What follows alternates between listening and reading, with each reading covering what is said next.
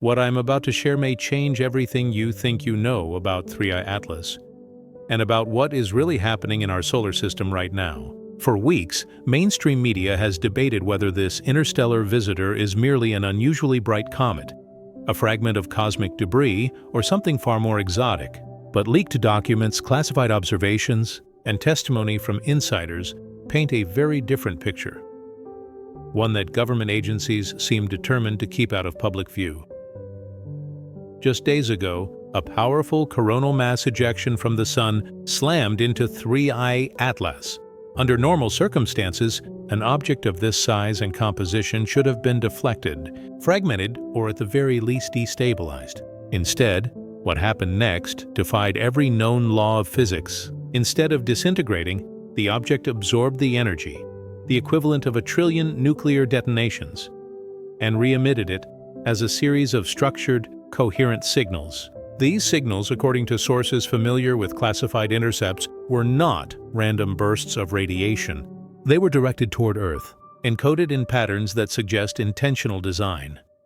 Astronomers noted a 40-fold increase in brightness immediately following the solar storm, an increase too rapid and too precisely timed to be natural. This was not the chaotic flare-up of a cometary outburst, but a controlled, deliberate event, as if someone, or something, had switched on a cosmic beacon. No known natural process could account for such precision, leaving scientists and intelligence analysts scrambling to explain the phenomenon. The revelations didn't stop there. Trajectory calculations compiled from 227 observatories worldwide revealed that 3i Atlas has an estimated mass of 33 billion tons, far denser than any typical comet, and, impossibly, denser even than the material inside neutron stars. Yet somehow, despite this extreme density, it is masking its gravitational influence. The mathematics are solid, verified again and again by independent teams, but the implications are staggering. Either our understanding of matter is incomplete, or this object is using technology capable of manipulating gravity itself. Perhaps even more disturbing than the physics is the human response. The 20 researchers who recently went public with their findings were merely the tip of the iceberg. Leaked correspondence suggests that dozens more scientists have been pressured into silence. Careers have been quietly derailed, research grants revoked, and in some cases, access to critical telescopes has been restricted. Whistleblowers describe a coordinated campaign to suppress uncomfortable questions, all while military tracking networks, normally used for monitoring satellites and missile launches, have been repurposed to keep 3i Atlas under constant surveillance, and there is a deadline. The window for whatever 3i Atlas is doing, or planning, closes in weeks, not months. December is repeatedly cited in the leaked documents as a point of maximum significance. This is not speculation or conspiracy theory. It is a conclusion derived from orbital mechanics and mission planning, models so precise they are used for deep space navigation. Whether this represents first contact with an extraterrestrial intelligence, or the prelude to something more ominous, the evidence suggests humanity is about to face a revelation unlike any in its history. Before we explore this extraordinary story in depth, take a moment to reflect. If you're hearing this now, you're ahead of the curve. Share this information, stay alert, and think critically, because the mainstream narrative may not catch up until it's too late. Chapter 1. The 20-Scientist Bombshell, September 19, 2025. An academic paper appeared online that shook the foundations of the astronomical community. Its title seemed dry and technical: Statistical Analysis of Trajectory. Anomalies in Interstellar Object 3i Atlas, but hidden within its dense equations. And careful academic phrasing was a conclusion so extraordinary that it triggered an immediate and ferocious backlash. The paper was signed by 20 researchers from major institutions across 3 continents. Together, they had taken the unprecedented step of asserting, in peer-reviewed form, that 3i Atlas was not behaving like a natural object. Its trajectory, they argued, was too precise, too efficient, and too strategically aligned with planetary positions to be the result of random chance. The lead author was Dr. Elena Vasquez, a planetary dynamics expert from the European Southern Observatory with an impeccable reputation. Her methodology was rigorous, her data carefully verified, and yet her conclusion was nothing short of revolutionary. "The trajectory data is keeping me awake at night," she wrote in an email later released under academic Freedom of Information rules. "We are looking at precision navigation that would make our best spacecraft engineers jealous. This isn't random. This isn't natural, and we need to start having very uncomfortable conversations about what that means." The data spoke for itself. When 3I Atlas was first detected hurtling toward the inner solar system at nearly 200,000 kilometers per hour, astronomers classified it as just another interstellar traveler, a cosmic drifter ejected from some distant star system. But as more observatories tracked its path, patterns emerged that could not be ignored. The object's approach appeared to be targeting three major planets: Venus, Mars, and Jupiter, with what the researchers called statistical impossibility. Dr. James Chen, an astronavigation specialist at MIT, struggled to explain the precision in layman's terms. "Imagine throwing a dart from New York and hitting a bullseye in London," he told colleagues. "Then imagine that same dart ricocheting with perfect accuracy to hit bullseyes in Paris and Rome. That's what we are seeing here, except the distances involved are hundreds of millions of kilometers. Each planetary encounter was calculated to maximize data-gathering opportunities while minimizing energy expenditure. Exactly the kind of trajectory human engineers design for spacecraft performing flybys."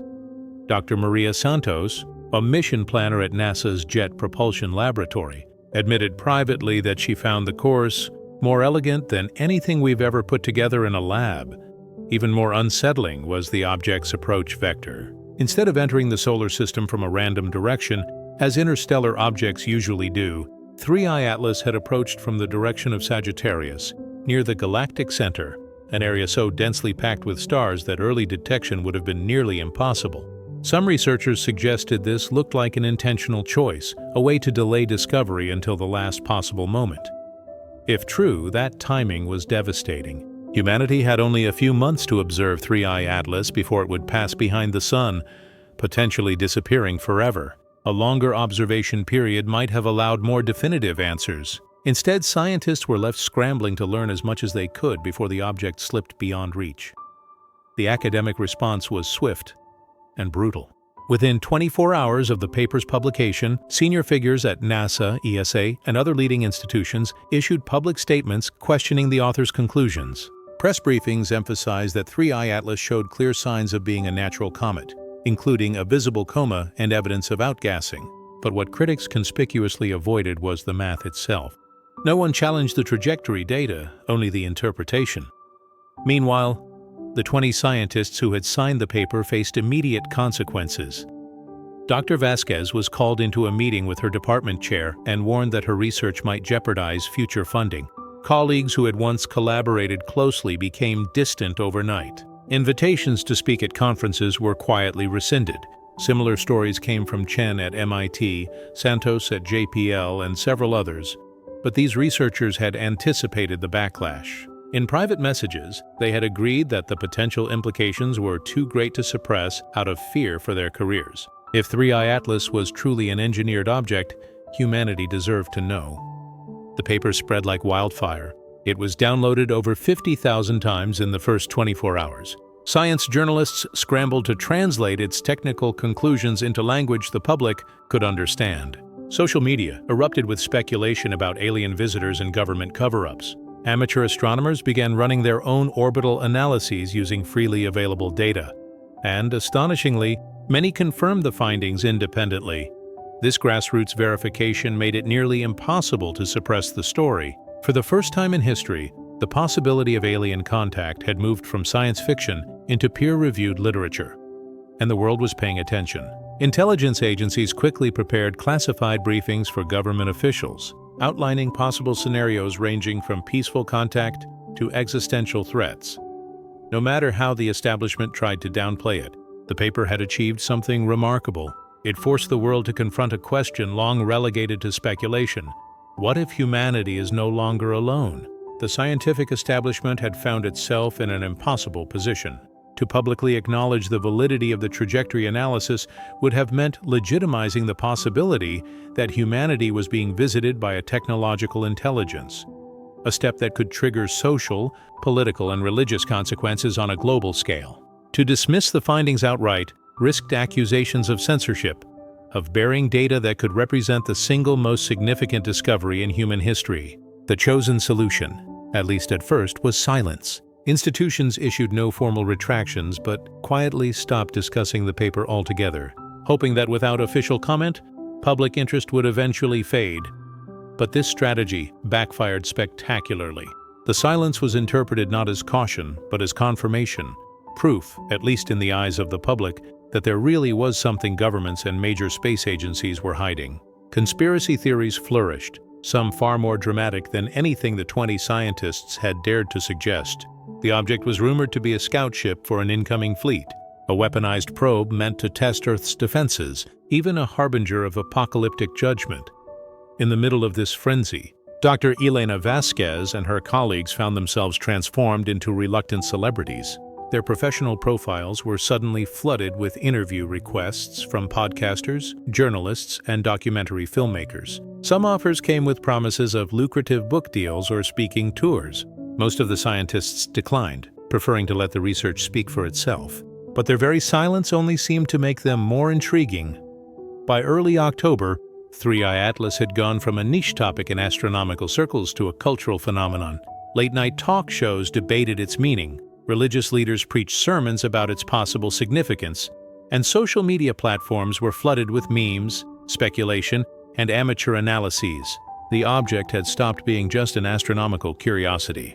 It had become a mirror in which humanity projected its hopes, fears, and questions about its place in the cosmos. The math, however, remained unchanged. The trajectory analysis did not lie. 3i Atlas was moving with the precision of a spacecraft following a pre-planned route. Whether that precision was the result of some exotic but natural process not yet understood, or the product of deliberate design, was still up for debate. But the comfortable assumption that humanity was alone had been shattered. The bombshell had been dropped. The question now was whether humanity was ready to confront what might come next. Chapter 2. Loeb's mothership theory goes viral if. The 20 scientists had opened the door to the idea that 3i Atlas was something more than a comet. Avi Loeb kicked it wide open. Known for his willingness to challenge orthodox thinking, Loeb had built a career on exploring bold hypotheses that other researchers might hesitate to entertain. As the Frank B. Baird Jr. Professor of Science at Harvard University and the longest-serving chair of the astronomy department in its history, he had earned a unique freedom to speculate without immediately risking his career, even by his standards. However, what he published on his personal blog on August 5, 2025, was extraordinary. The post began with his signature blend of rigor and accessibility, carefully walking readers through the known parameters of 3i Atlas, its size, velocity, and orbital trajectory. Then, in one calmly written paragraph, Loeb dropped a sentence that would reverberate across the globe. The more likely scenario, from an engineering perspective, involves a mothership that releases many probes which perform a reverse Oberth maneuver at perihelion and intercept Earth, taking advantage of the Sun's gravitational assist. That single word, mothership, was enough to ignite a media firestorm. Within hours, screenshots of the post were circulating on Twitter, Reddit, and Telegram.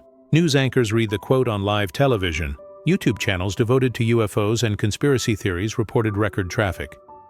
Loeb didn't stop at merely suggesting the possibility. He laid out in clinical detail exactly how such a deployment could work. Using standard orbital mechanics, he demonstrated that a main craft could release smaller probes at the moment of closest solar approach, using the Sun's gravity to decelerate them and slingshot them toward the inner planets. According to his models, the probes would arrive at Earth within weeks of release, and that release would take place during the period when 3i Atlas would be hidden from Earth's view behind the Sun. The timing, Loeb emphasized, was not coincidental. If an advanced intelligence wanted to minimize detection, there could hardly be a better moment to act. His calculations identified an arrival window for any hypothetical probes between November 21st and December 5th, 2025. The implications were staggering. Humanity was not just watching a visitor pass through the solar system, they might be witnessing the deployment phase of an engineered mission. Whether that mission was peaceful or hostile remained unknown, but the scenario forced readers to confront an unsettling possibility. Whatever was about to happen, the timeline was short. The reaction was immediate and global. Within 6 hours, Loeb's post had been read 800,000 times. By the end of the day, the number exceeded 2 million. Interviews were requested by major networks, but Loeb suddenly became unreachable. His university email returned automated messages stating he was unavailable for comment. His research assistants claimed ignorance of his location. For NASA, ESA, and other space agencies struggling to maintain a narrative of calm scientific analysis, the timing could not have been worse. Just as they had succeeded in framing 3I Atlas as an exotic but natural comet, one of the world's most respected astrophysicists had suggested that it might be a craft preparing to release probes. Dr. Sarah Mitchell, NASA's director of astrobiology and a longtime colleague of Loeb, was forced to hold a press conference. Professor Loeb's speculation goes far beyond what the available evidence can support, she told reporters. While we respect his contributions, these ideas remain conjecture. But Mitchell's carefully measured tone was drowned out by the tidal wave of public reaction. The hashtag "The Alien Mothership" trended globally for a full week. Emergency food and survival gear sales spiked. Amateur astronomers organized online to monitor the object as closely as possible. Protests erupted in several major cities, with demonstrators demanding government transparency under banners reading, "Tell us the truth about 3I Atlas." Despite the institutional pushback, Loeb's scenario gained credibility as other experts began weighing in. Dr. James Harrison, a propulsion specialist at NASA's Jet Propulsion Laboratory, reluctantly published a peer-reviewed paper confirming that a reverse Oberth maneuver, the very technique Loeb had described, was not only theoretically possible, but would in fact be the most efficient way to insert probes into Earth-crossing orbits. This approach, Harrison wrote, would maximize energy efficiency while minimizing the likelihood of early detection. It represents the kind of elegant mission planning we strive for in our own spacecraft design. Harrison's analysis turned Loeb's blog post from an intriguing thought experiment into a scenario that aerospace engineers could not easily dismiss. Suddenly, what had seemed like science fiction became a technically plausible mission profile. Amateur radio operators soon added fuel to the fire.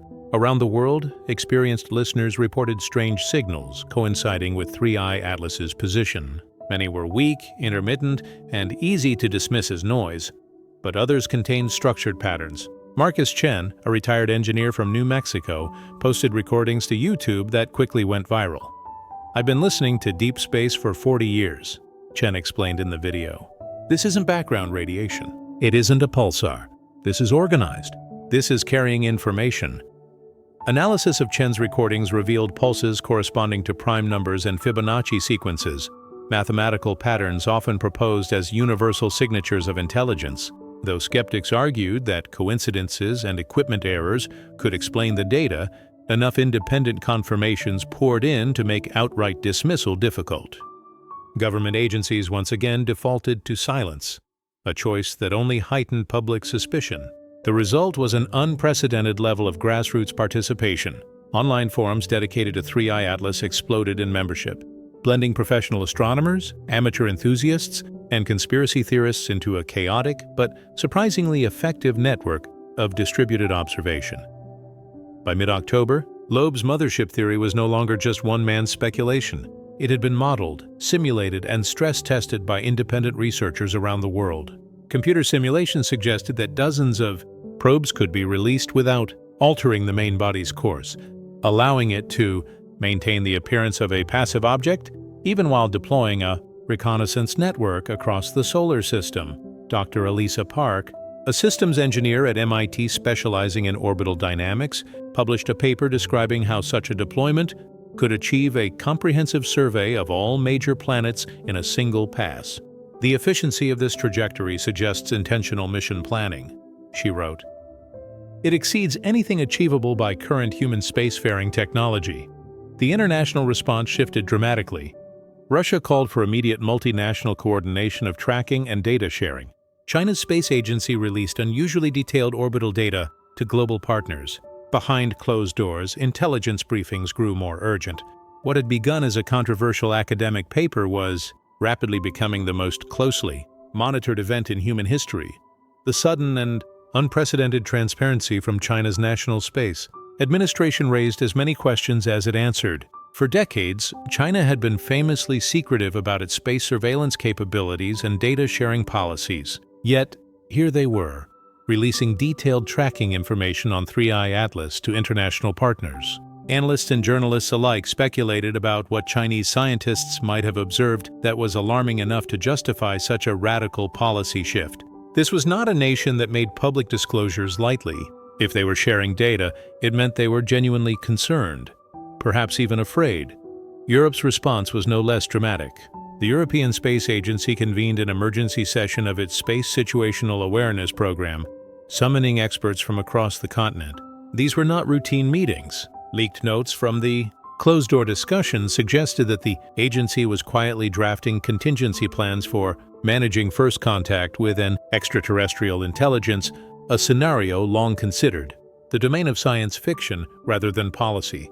Whatever conclusions they reached were never made public, but the urgency of the meeting underscored the fact that the mothership theory was no longer a fringe idea. It had become a matter of legitimate concern at the highest levels of scientific and governmental leadership.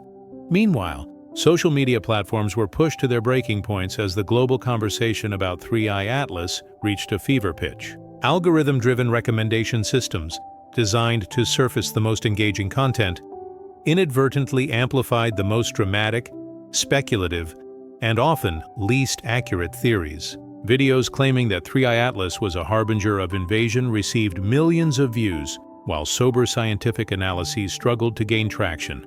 Conspiracy theories flourished, weaving together elements of legitimate research with elaborate speculation about government cover-ups, alien diplomacy, and secret military preparations. The psychological toll of this information overload soon became measurable. Mental health professionals began reporting a sharp rise in anxiety-related consultations, particularly from individuals obsessively calculating approach vectors and theorizing about deployment timelines. Online support communities sprang up almost overnight, providing a space for those gripped by what psychologists began calling contact anxiety, the fear that humanity was not ready for whatever was coming. For some, the idea of alien contact was awe-inspiring. For others, it was terrifying. Religious communities also found themselves grappling with questions they had never seriously confronted. Was this event a sign of divine intervention? A test of faith? A challenge to long-held beliefs about humanity's unique place in creation? The Vatican issued a carefully worded statement, acknowledging that the Christian view of creation was vast enough to encompass the possibility of intelligent life beyond Earth, and urging believers not to succumb to fear. Faith should guide humanity through uncertainty, not magnify its dread, the statement read. Other religious leaders were more divided, some proclaiming the event as fulfillment of prophecy, others warning that alien contact represented a spiritual deception. But perhaps the most unsettling aspect of Avi Loeb's analysis was what he called the stealth deployment advantage. In a follow-up post that received even more attention than his original Medium article, Loeb explained that any probes released by 3I Atlas during its perihelion passage, the moment when it would pass closest to the Sun, would be virtually undetectable by Earth's current technology. The solar glare and electromagnetic interference would mask the release event completely. By the time the probes became detectable, he warned, they would already be wherever they were meant to be. This possibility was chilling in its implications. It meant that humanity might already be under observation, and not even know it. Intelligence agencies around the world were suddenly forced to contemplate scenarios for which they had no precedent. National security planners began incorporating the possibility of alien surveillance into their risk assessments. Deep space monitoring networks, originally built to track asteroids and orbital debris, were retasked to operate at maximum capacity. And through all of this, Avi Loeb himself remained conspicuously absent from the public conversation. He canceled all speaking engagements, withdrew from conferences, and his office at Harvard was reported empty. Staff claimed no knowledge of his location or availability. His disappearance only deepened public speculation. Was he being silenced? Was he in hiding? Or was he continuing his research privately, preparing to release even more explosive findings? Whatever the reason, the mothership theory had already escaped into the public imagination, and nothing could put it back. By late September, the sense of urgency had reached a new peak. The window for the hypothetical probe deployment was approaching, and new data was arriving almost daily. That was when Dr. Michael Zhang made a discovery that would push the entire situation into uncharted territory. Zhang, an astronomer at the European Southern Observatory, was conducting routine photometric observations in the early hours of September 27, 2025, when he noticed something profoundly strange. At first, he assumed his instruments were malfunctioning. The readings indicated that 3I Atlas was not just shedding mass like a normal comet, it was physically growing. The object's nucleus appeared to be expanding, developing new structural features that had not been present in previous observations. For 4 tense hours, Yang rechecked his data. He recalibrated his instruments, reviewed his methodology, and compared his readings to archived observations from months earlier. Every test yielded the same result. 3I Atlas was changing. Not in the passive way comets do, sublimating ice as they approach the sun, but in a way that suggested active structural transformation. ESO immediately mobilized its global partners, issuing an alert that brought dozens of major observatories online. The flood of data that followed over the next 72 hours painted an astonishing picture. High-resolution imaging from the Hubble Space Telescope revealed what appeared to be geometric structures emerging from the object's surface, organized, symmetrical formations that no natural process could easily explain. Dr. Jennifer Walsh, an imaging specialist at the Space Telescope Science Institute and one of the more outspoken skeptics of alien interpretations, found herself forced to reconsider. After 18 straight hours analyzing the Hubble data, she appeared before a hastily arranged press briefing and delivered a statement that stunned the scientific world. "We are observing the emergence of structures that exhibit clear geometric organization. These patterns display symmetry, coordination, and growth rates that are not consistent with any known natural process. In plain language, something is building itself out." There, spectroscopic analysis confirmed the structures were composed of materials distinct from the comet's main body, complex metallic, compounds not normally associated with cometary nuclei. Even more shocking, time-lapse photography showed these structures extending and articulating in real time, some of them repositioning themselves as though they were components of a larger coordinated system. Amateur astronomers quickly joined the effort, some capturing their own footage that went viral online. One such video, recorded by Carlos Mendez from his private observatory in Chile, was viewed over 15 million times in a week. "I know what natural cometary activity looks like," Mendez said in his commentary. "This is not natural. This is intentional. We are watching technology at work." The situation escalated further when radio telescopes monitoring 3I Atlas reported a dramatic change in its electromagnetic emissions. Weak, sporadic signals that had been dismissed as background noise suddenly became stronger and more structured, with bursts correlating precisely to each new physical change observed on the object's surface. Dr. Frank Wilson, director of the National Radio Astronomy Observatory, later told a congressional briefing, a transcript of which leaked almost immediately, that the probability of such correlations being coincidental was approaching zero. Computer analysis revealed that the signals contained mathematical sequences, prime number progressions, and even geometric diagrams embedded in the transmission pattern. Most disturbingly, the signals appeared to be directional, aimed at Earth governments around the world quietly, activated contingency protocols originally drafted during the Cold War for managing unprecedented technological threats. Deep underground command centers were brought back to full readiness, and global communication networks were placed under enhanced surveillance.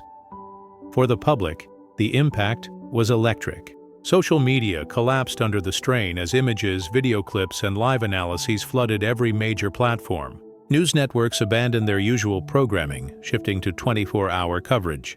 Financial markets swung wildly, with technology companies surging on speculation about knowledge-sharing opportunities, while defense contractors saw spikes in demand amid fears of conflict.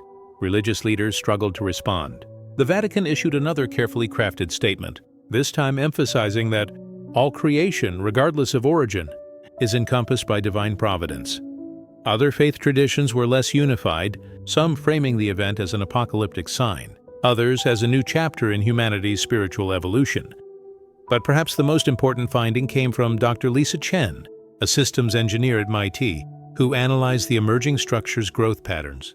Her preliminary report concluded that 3I Atlas appeared to be constructing a vast sensor array, a distributed network capable of scanning the entire inner solar system. "This is not random," Chen wrote. "It is a deliberate, phased deployment of reconnaissance systems. The object is preparing to observe, map, and perhaps interact with our planetary neighborhood at a level of detail we cannot match." With the deployment schedule apparently accelerating, the question was no longer whether 3I Atlas was natural or artificial. It was what, or who, it was preparing to communicate with. The deployment pattern was far too organized, far too deliberate to be a natural phenomenon. Dr. Chen, an astrophysicist renowned for her meticulous work, documented her findings in a report that was both hastily assembled and rigorously detailed. Her conclusion was simple but staggering. "We are observing the systematic construction of what appears to be scientific instrumentation. It was not just a passing rock," she argued. "This was a machine, and its purpose was unmistakable. The object is studying us with the same intensity that we are studying it," Chen wrote. The implications were almost impossible to overstate. If Chen's assessment was correct, 3I Atlas was not a random alien visitor on a one-way trajectory through the solar system. It was a research probe, a mission designed to gather data, and humanity was its primary subject. This realization changed everything. Humanity was not simply watching first contact unfold from a safe observational distance, they were the experiment. Something had traveled across interstellar space with the specific intention of investigating Earth and its inhabitants. The object's actions were deliberate, structured, and increasingly undeniable. Government officials around the world found themselves facing an unprecedented crisis of communication. How much could they tell the public? How could they inform billions of people without triggering panic? Diplomatic protocols, designed for slow-moving geopolitical disputes, suddenly felt like relics of another age. Events were evolving too quickly for committees and summits. Press briefings became carefully scripted exercises in linguistic gymnastics, statements that acknowledged unusual astronomical observations while stopping, short of confirming what everyone watching could see for themselves. NASA Administrator Janet Peterson delivered what would become one of the most scrutinized speeches of the decade. In a live primetime address broadcast across the United States and streamed worldwide, she tried to strike a balance between reassurance and honesty. "We are observing phenomena that challenge our current understanding of celestial mechanics and material science," Peterson said. Each word weighed as carefully as a diplomat's. "Our commitment remains unchanged to maintain scientific rigor and public transparency as we work to understand what we are witnessing." But behind the scenes, the conversations were very different.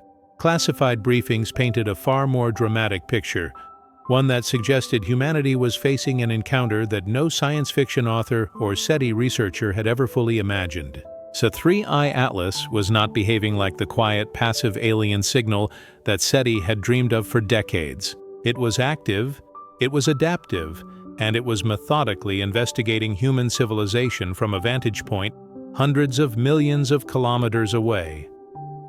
Its surface was no longer inert. Day by day, new structures appeared, growing outward in increasingly intricate patterns. Telescopic imagery showed lattices, towers, and what appeared to be radiating arrays, structures that could not be explained by natural geological processes. Amateur radio operators began reporting strange new signals as each formation came online. The transmission patterns hinted at systematic tests, different frequencies, different modulations, as though the object was scanning the entire spectrum of Earth's electromagnetic output. Some claimed the patterns resembled radar sweeps, as if the alien device was mapping the planet's electronic heartbeat. At this point, skepticism began to erode. What had once been dismissed as sensational speculation now stood as undeniable evidence of a non-terrestrial intelligence. The object had evolved from a curious interstellar interloper into a fully operational platform, and humanity was witnessing it live. And then came the event that changed everything. Chapter 4. CME. Collision, First Contact or Cosmic Accident. The dates of September 24th and 25, 2020 would be remembered as the turning point, the moment when 3I Atlas ceased to be merely a mystery and became undeniable proof that something beyond human understanding was at work. On September 19th, the Sun released a massive coronal mass ejection, CME, a titanic eruption of charged plasma that raced through the solar system at speeds exceeding 1,000 kilometers per second. Though such events are a natural part of the sun's cycle, this one was enormous, unleashing energy equivalent to trillions of nuclear detonations. NASA's Space Weather Prediction Center monitored the CME's path and initially predicted it would pass harmlessly through space, missing all major planetary bodies. But their models did not account for 3I Atlas being directly in its path. Dr. Sandra Martinez, a heliophysicist at the National Solar Observatory, was monitoring the event when her instruments recorded something that made her stop cold. At precisely 14:37 UTC on September 24th, the CME slammed into 3I Atlas. The impact should have been catastrophic. A small, inert object would have been obliterated, or at best, pushed aside like a leaf in a hurricane. But 3I Atlas did not behave like an inert object. Instead of being destroyed, the structures on its surface seemed to come alive. They glowed, expanded, and reconfigured as if responding to the oncoming storm. The object's brightness spiked dramatically, increasing by a factor of 40 until it was visible to the naked eye from Earth. For a brief period, every person on the planet could step outside and see the glowing visitor with their own eyes. But brightness was not the most shocking part. Spectroscopic data showed that the energy absorption was selective. Different wavelengths of radiation were channeled into different structures. The entire process resembled an energy harvesting system, purpose-built to capture and utilize the chaotic power of a stellar storm. This was not survival by chance. It was control. Dr. James Thompson, a Princeton plasma physicist who had spent his career studying solar wind interactions with planetary magnetospheres, admitted in a classified report that the data challenged the most basic assumptions of space physics. The object appears to have actively managed the CME encounter, he wrote. This level of electromagnetic field manipulation and energy control is beyond anything we can replicate. It exceeds our current technology by orders of magnitude. For 4 hours and 17 minutes, 3I Atlas converted the solar storm into organized electromagnetic emissions. Radio telescopes around the globe began detecting structured signals, transmissions unlike anything seen before. They were not random noise, nor were they the simple mathematical pulses that SETI had long speculated might herald first contact. These were rich, multi-layered signals with information density so high that Earth's fastest computers could not decode them. The transmissions were deliberate.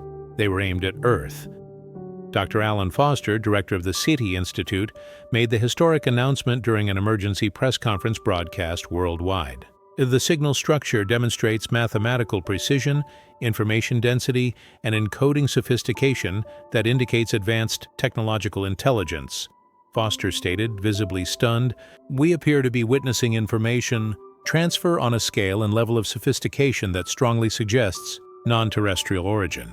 What followed was the largest coordinated cryptographic effort since World War II. Intelligence agencies, cybersecurity researchers, and mathematicians across the globe worked to crack the code.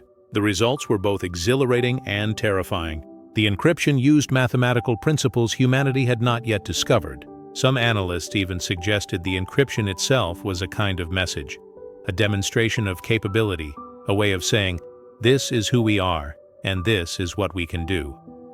And then came the most unsettling revelation. The signals were not being broadcast aimlessly into space.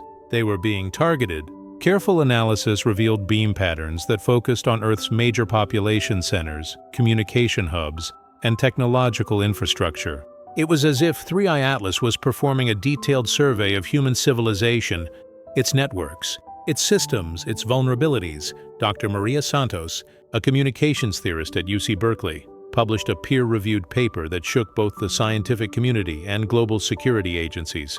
"This is not random outreach," she warned. "This is reconnaissance." The world now faced a sobering question. Was this the prelude to a conversation, or to something far more consequential? The transmission patterns were too precise to dismiss as coincidence. Dr. Maria Santos, a communications theory specialist at UC Berkeley, released a peer-reviewed report that, despite heavy redactions, sent ripples through the scientific and intelligence communities. The transmission patterns correlate strongly with global population density, electromagnetic signatures from major urban centers, and the geographic locations of our most advanced scientific installations, she wrote. This appears to represent systematic reconnaissance and data gathering rather than an attempt at peaceful communication. It was a conclusion that chilled even the most seasoned analysts. If Santos's interpretation was correct, humanity was no longer an impartial observer of an interstellar visitor. They were the subject of an ongoing, deliberate investigation, catalogued, mapped, and analyzed by an intelligence that had crossed the void of interstellar space to find them. Governments could no longer treat the phenomenon as a scientific curiosity. The response shifted overnight from open-minded research to urgent national security protocol. Military forces around the globe were placed on heightened alert, with strategic command centers working around the clock to model potential worst-case scenarios. Infrastructure teams were ordered to harden power grids, communications networks, and space-based assets against possible electromagnetic disruption. Contingency plans that had once existed only as classified simulations were quietly activated, some for the first time in history. But while governments scrambled, the public moved faster. The CME collision and subsequent transmissions had been observed not just by official space agencies, but by tens of thousands of amateur astronomers and radio operators worldwide. The genie was out of the bottle. There was no containing the story. Within hours, social media lit up with raw telescope footage, spectrum analysis graphs, and speculative commentary. The hashtag #ChemiCollision went viral, accumulating over 50 million posts in its first 48 hours. Streaming platforms struggled under the weight of millions of uploads as citizen scientists dissected every new development, often publishing their findings before official channels could even schedule a press briefing. One of the most prominent voices in this grassroots movement was Marcus Rodriguez, an amateur astronomer from Arizona whose early tracking data of 3I Atlas had earned him global recognition. His live streams became a kind of unofficial public briefing, attracting millions of viewers as he coordinated a loose but surprisingly efficient global network of observers, academics, and even anonymous insiders. "We're not just passive observers anymore," Rodriguez declared in one of his most widely viewed broadcasts. "We are active participants in the most critical investigation in human history, and we can't rely exclusively on governments to tell us the full truth." This decentralization of information created enormous headaches for authorities. Every significant new observation was shared and analyzed across thousands of independent channels before any government statement could be crafted. Instead of guiding public understanding, agencies found themselves reacting to viral discoveries, their credibility eroding with every delay. Religious and philosophical communities also struggled to process the news. The CME absorption event had been too visible, too widely documented to deny, and its implications were staggering. Pope Francis issued a carefully worded statement calling for calm reflection and reminding the faithful that creation is vaster and richer than we can comprehend, and its mysteries do not diminish the divine. Other faith leaders convened emergency councils to address doctrinal questions that theologians had barely considered. Was humanity still unique in the eyes of God? Did this discovery challenge or affirm long-held beliefs about creation? Meanwhile, military and scientific strategists were focused on a darker set of questions. If 3I Atlas could harvest and redirect the energy of a coronal mass ejection, one of the most violent events a star can produce, what else might it be capable of? Could it manipulate planetary magnetic fields, redirect radiation belts, or weaponize solar output? Dr. Eliza Park, an MIT systems engineer specializing in advanced energy systems, published a technical report that read more like a military threat assessment than an academic paper. The selective energy absorption, real-time electromagnetic field manipulation, and coordinated system responses suggest engineering principles that approach what we would consider fundamental physical limits, she wrote. These capabilities may exceed our current technology by not just decades, but centuries. Her words were not taken lightly. Space agencies worldwide began quietly repositioning satellites to maximize coverage of 3I Atlas's trajectory and to ensure continuous surveillance of its surface structures. Observatories were placed on 24-hour rotation schedules. The object was no longer just a scientific enigma. It was now being monitored as a potential threat. And then came the most disquieting discovery yet.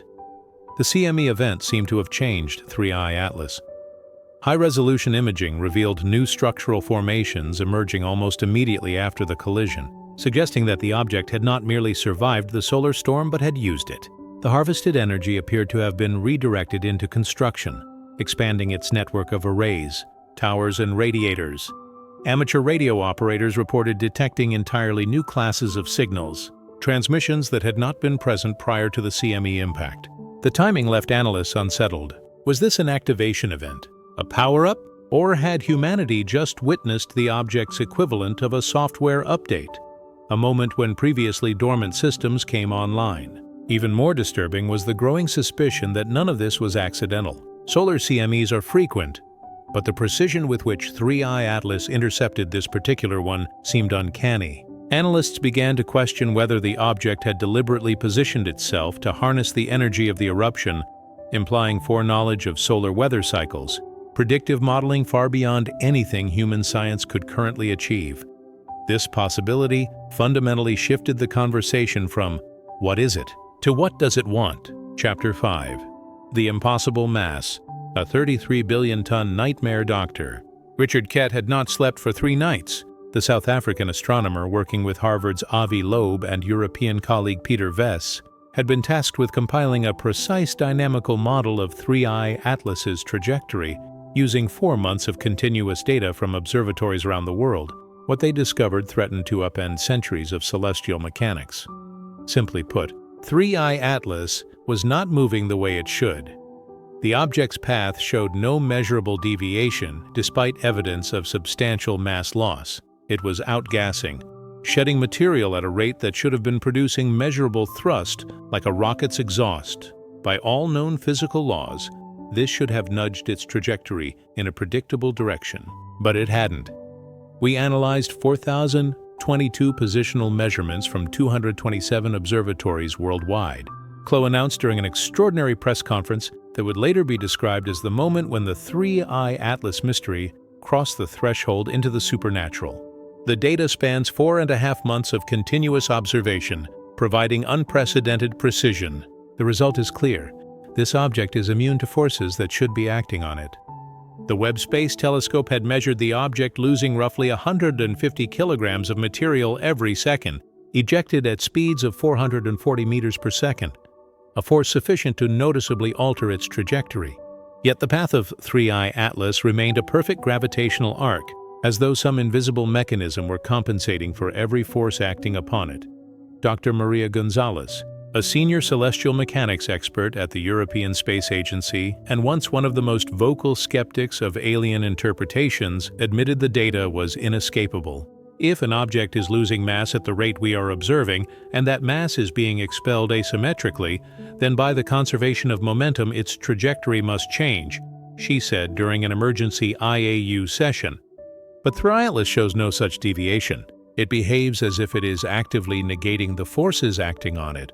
In other words, the object was flying exactly where it wanted to go, as if guided by an invisible hand or a will. The absence of any measurable trajectory change forced scientists to confront an unthinkable conclusion. Either humanity's understanding of physics was catastrophically incomplete, or they were witnessing technology capable of bending the laws of nature themselves. For 3I Atlas to remain perfectly stable while shedding hundreds of kilograms of mass per second, it would need to possess an astonishing, almost impossible amount of mass. The calculations were mercilessly simple, and they left no room for comforting interpretations. The minimum mass required to explain the object's gravitationally perfect trajectory was 33 billion tons. To put that number into perspective, the object, barely 5 to 12 kilometers across, would have to possess a density approaching that of neutron star matter. A single teaspoon of material from its core would weigh as much as a mountain.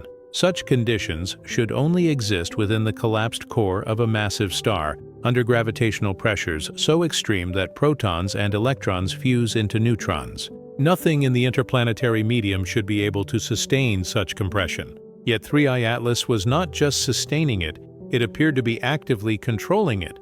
Dr. James Mitchell, an MIT physicist specializing in extreme states of matter, was tasked with evaluating whether any known material could account for such density. After 72 hours of frantic modeling, he he delivered his verdict. "We are looking at something beyond natural processes," his report began. "Either this object contains exotic matter states unknown to science, or its internal structure is engineered with a sophistication that exceeds human capabilities by several orders of magnitude." This conclusion created a crisis that rippled far beyond astronomy.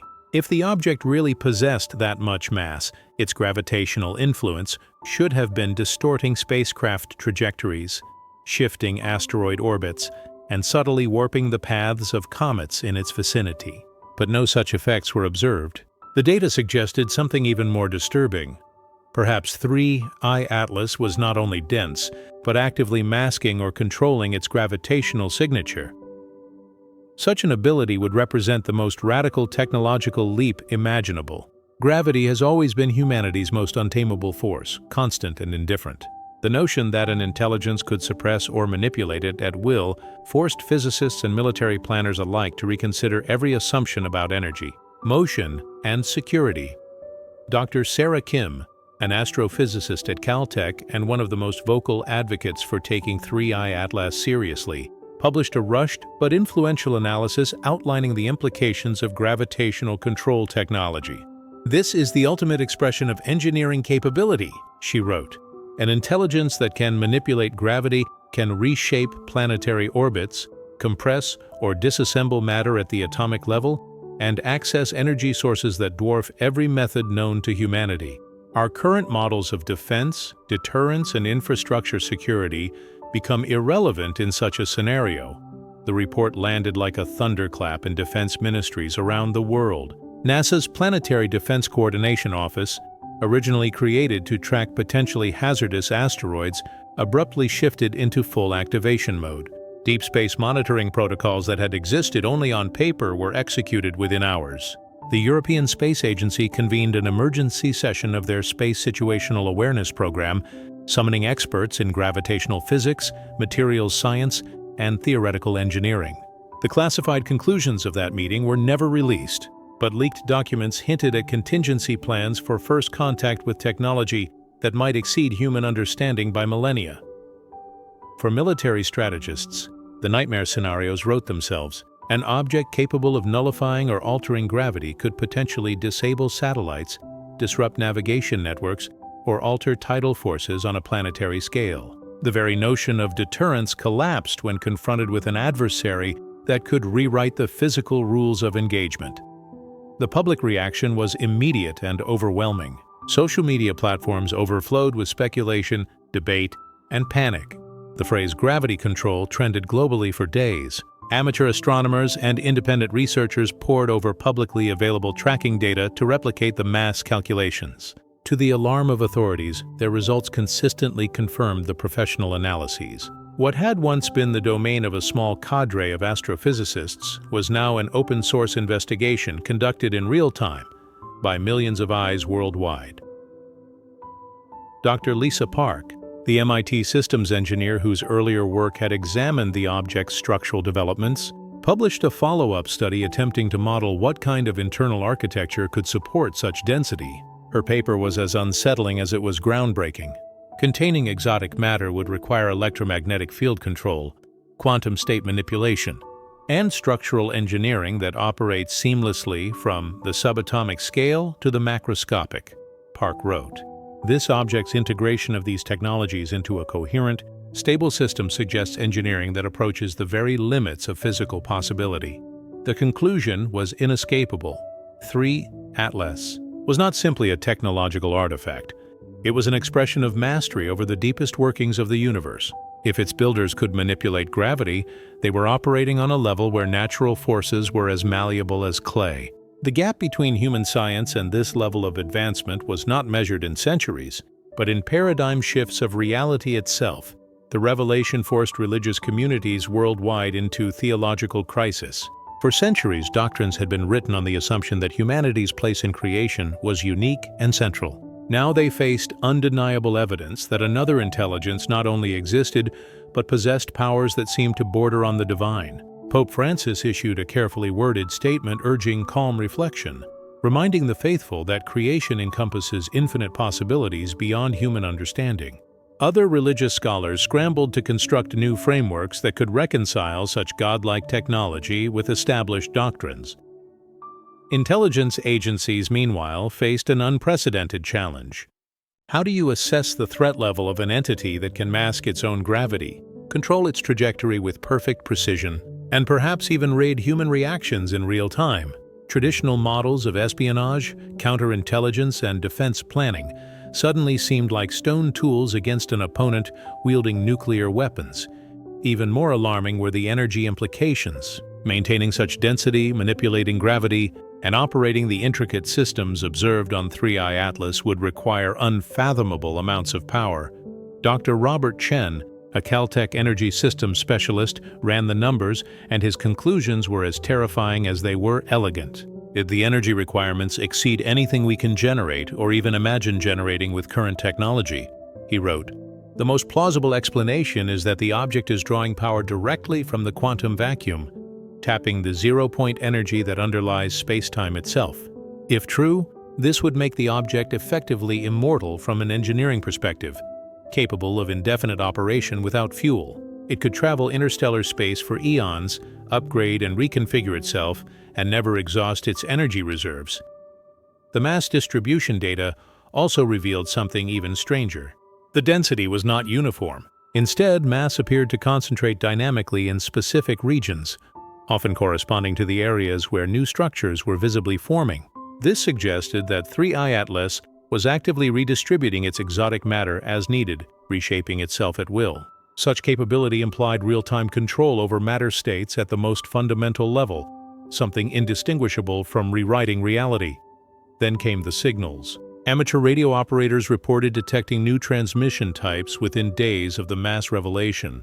The signals grew more frequent, more complex, as though the object was reacting to humanity's discovery. Some analysts interpreted them as systematic probes, tests of different frequencies and communication protocols, as if 3I Atlas was trying to measure human comprehension, or perhaps even encourage further investigation. This chilling possibility forced governments to confront a new and unsettling thought. Humanity was no longer just observing the object. It was observing us back. The 33-billion-ton nightmare had transformed from a distant curiosity into a mirror held up to human civilization, reflecting back its scientific ambition, its fear, and its determination. By the time September turned to October, there was no denying the reality. 3I Atlas was not a passive wanderer. It was an intelligence that had sought out humanity, cataloged them, and was now responding to their recognition. Its purpose remained unknowable. Its capabilities seemed limitless, and it was still coming closer. Chapter 6. Solar Blackout, the October Disappearance. The object represented engineering so advanced it appeared to blur the line between natural law and technology itself. 3I Atlas was no longer merely a curiosity. It was an existential question posed to the entire human species. Its mass, energy usage, and seemingly deliberate responses to human observation painted a picture of a construct designed with capabilities that approached the theoretical limits of physics. As October unfolded, and the object continued its steady approach toward the inner solar system, humanity's understanding shifted from awe to unease. Each new data point reinforced a single, unsettling conclusion. Whatever intelligence lay behind 3I Atlas was not only observing humanity, but doing so with purpose. And then came the problem no one could avoid: the solar blackout. October 29, 2025, became the day that marked what astronomers would later call the most unnerving and frustrating period in the history of space observation. On this date, 3I Atlas would reach perihelion, its closest approach to the Sun, and would vanish behind the blinding solar disk for nearly 6 weeks. The timing was perfect, too perfect. If an intelligence wished to operate beyond the prying eyes of Earth's telescopes, no moment could have been better chosen. Dr. Jennifer Walsh of the Space Telescope Science Institute had been warning about this inevitability for months. At the final public briefing before the blackout began, she looked grim. "We are about to lose direct visual contact with the most significant object ever detected in space," she said. "For the next month and a half, we will be completely blind to whatever activities 3I Atlas might be conducting behind the Sun." Astronomers were no strangers to solar conjunctions. Mars, Venus, Mercury, even distant spacecraft like Voyager regularly pass behind the Sun from Earth's vantage point. The periods of invisibility are predictable and usually unremarkable. But this was not Mars or Mercury. This was an actively changing object, one that had been growing new structures, emitting complex transmissions and demonstrating what could only be described as technological intent. Its disappearance was not just an observational inconvenience, it was a strategic nightmare. The timing raised disturbing questions. Was this simply orbital mechanics playing out as expected, or had the object's creators planned its approach to exploit this natural cover? Dr. Avi Loeb's mothership hypothesis had already pointed out that perihelion would be the perfect time for deploying smaller craft or making major system upgrades. The intense radiation and electromagnetic noise of the solar corona would mask even powerful transmissions or propulsion burns.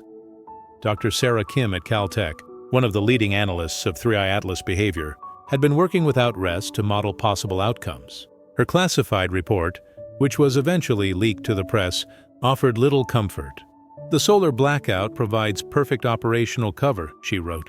Any technological deployment, trajectory modification, or reconnaissance activity conducted during this period would be effectively invisible to all Earth-based observation. The implications were staggering. If 3I Atlas was hostile, this was the window during which it could prepare whatever action its creators intended. If it was peaceful, then this was when it might be performing its most detailed survey of the solar system and human activity. Either way, humanity would know nothing until the object re-emerged weeks later. Possibly changed, possibly closer, possibly no longer alone. NASA's Planetary Defense Coordination Office suddenly found itself in uncharted territory. Traditional asteroid monitoring relied on continuous tracking to predict future positions and evaluate impact risks. But 3I Atlas was not a rock following a simple gravitational trajectory. It was an active participant in its own journey. What emerged from the far side of the Sun might not even be the same object that disappeared behind it. Space agencies scrambled to salvage what little observation was possible. NASA and ESA redirected radio telescopes to listen at the solar limb, hoping to catch stray transmissions peeking around the edge of the Sun's interference. The European Space Agency went further, taking the extraordinary step of repositioning several of its deep space monitoring satellites. The maneuvers would consume precious fuel reserves, shortening their operational lifespans, but the intelligence value was judged worth the cost.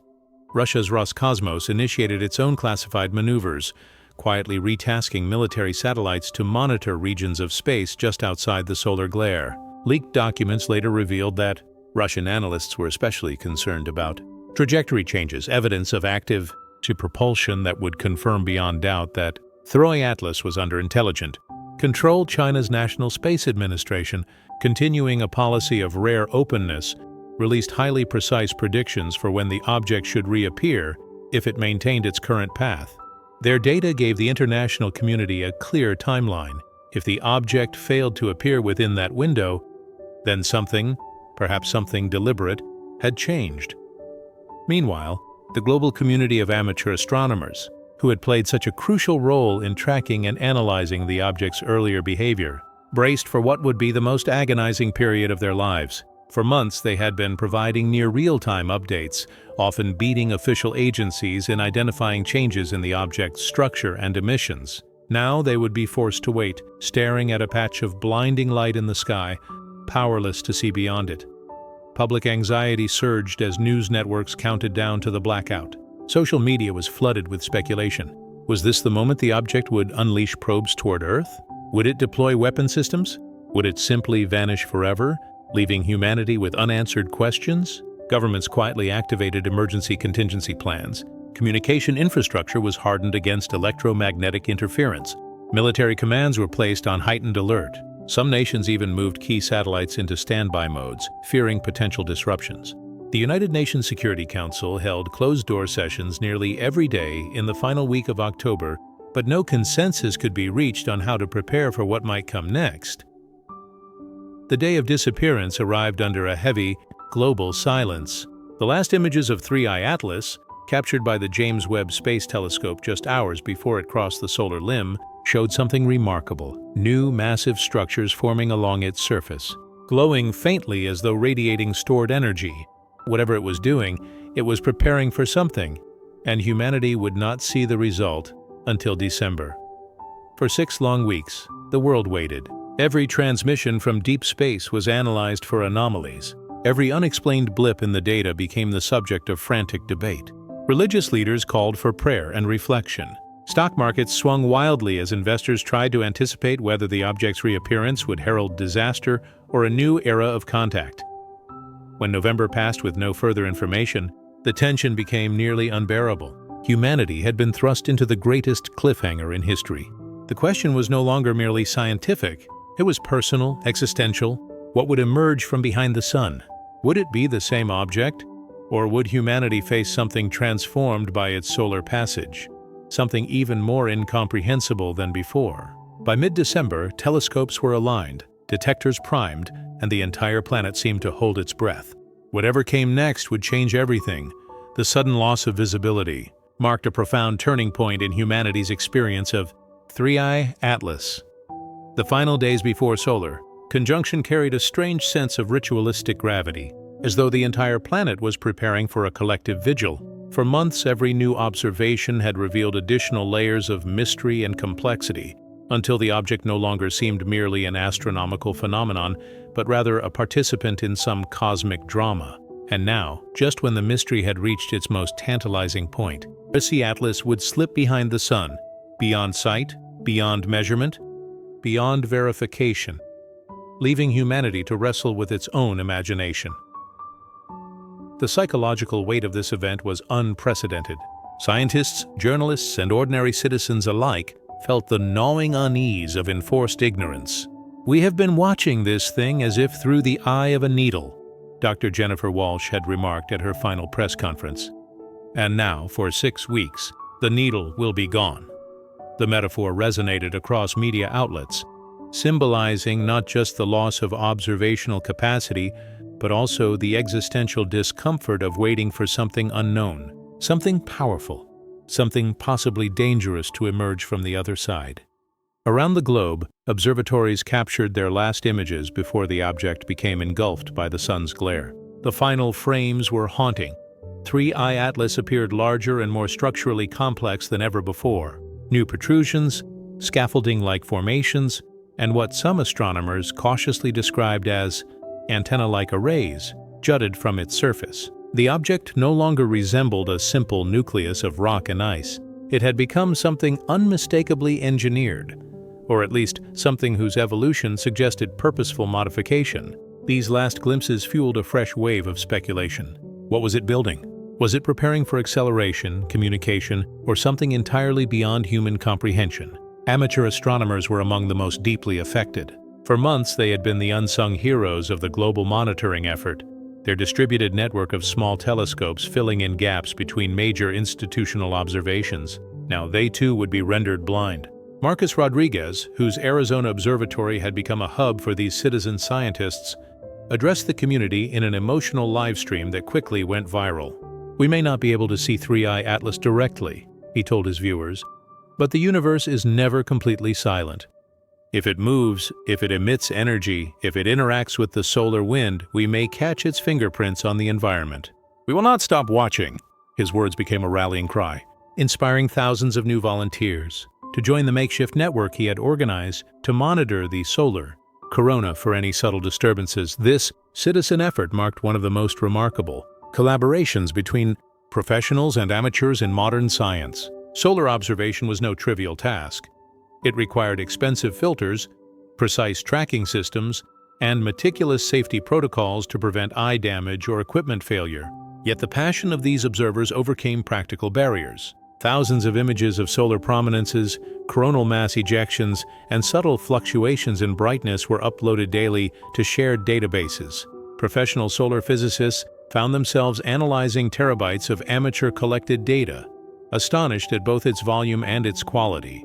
"We are living through the most intense period of solar observation in human history," remarked Dr. Lisa Santos of the National Solar Observatory, "and much of the data is coming from people who had never studied the sun before last month." the blackout also produced ripples far beyond the scientific community. Social media platforms exploded with speculation, memes, countdown clocks, and elaborate theories. Some groups treated the event with near religious solemnity, referring to the hidden weeks as a cosmic Sabbath.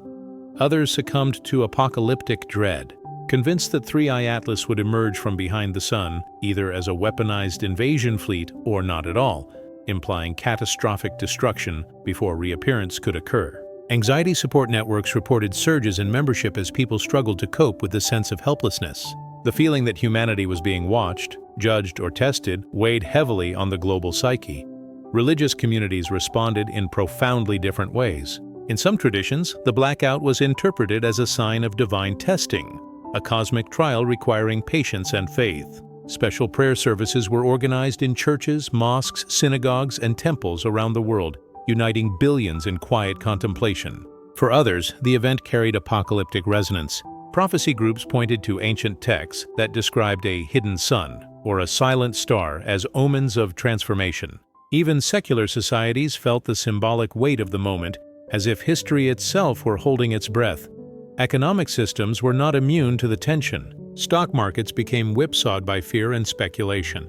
Technology companies saw valuations spike as investors bet on future knowledge transfer, hoping that first contact might lead to breakthroughs in energy or propulsion. Defense contractors likewise experienced volatility as analysts debated whether conventional weapons would be useless against a technology capable of manipulating its own orbit. Governments quietly prepared for every scenario, from public panic to potential mass evacuations, even though no credible threat had been detected.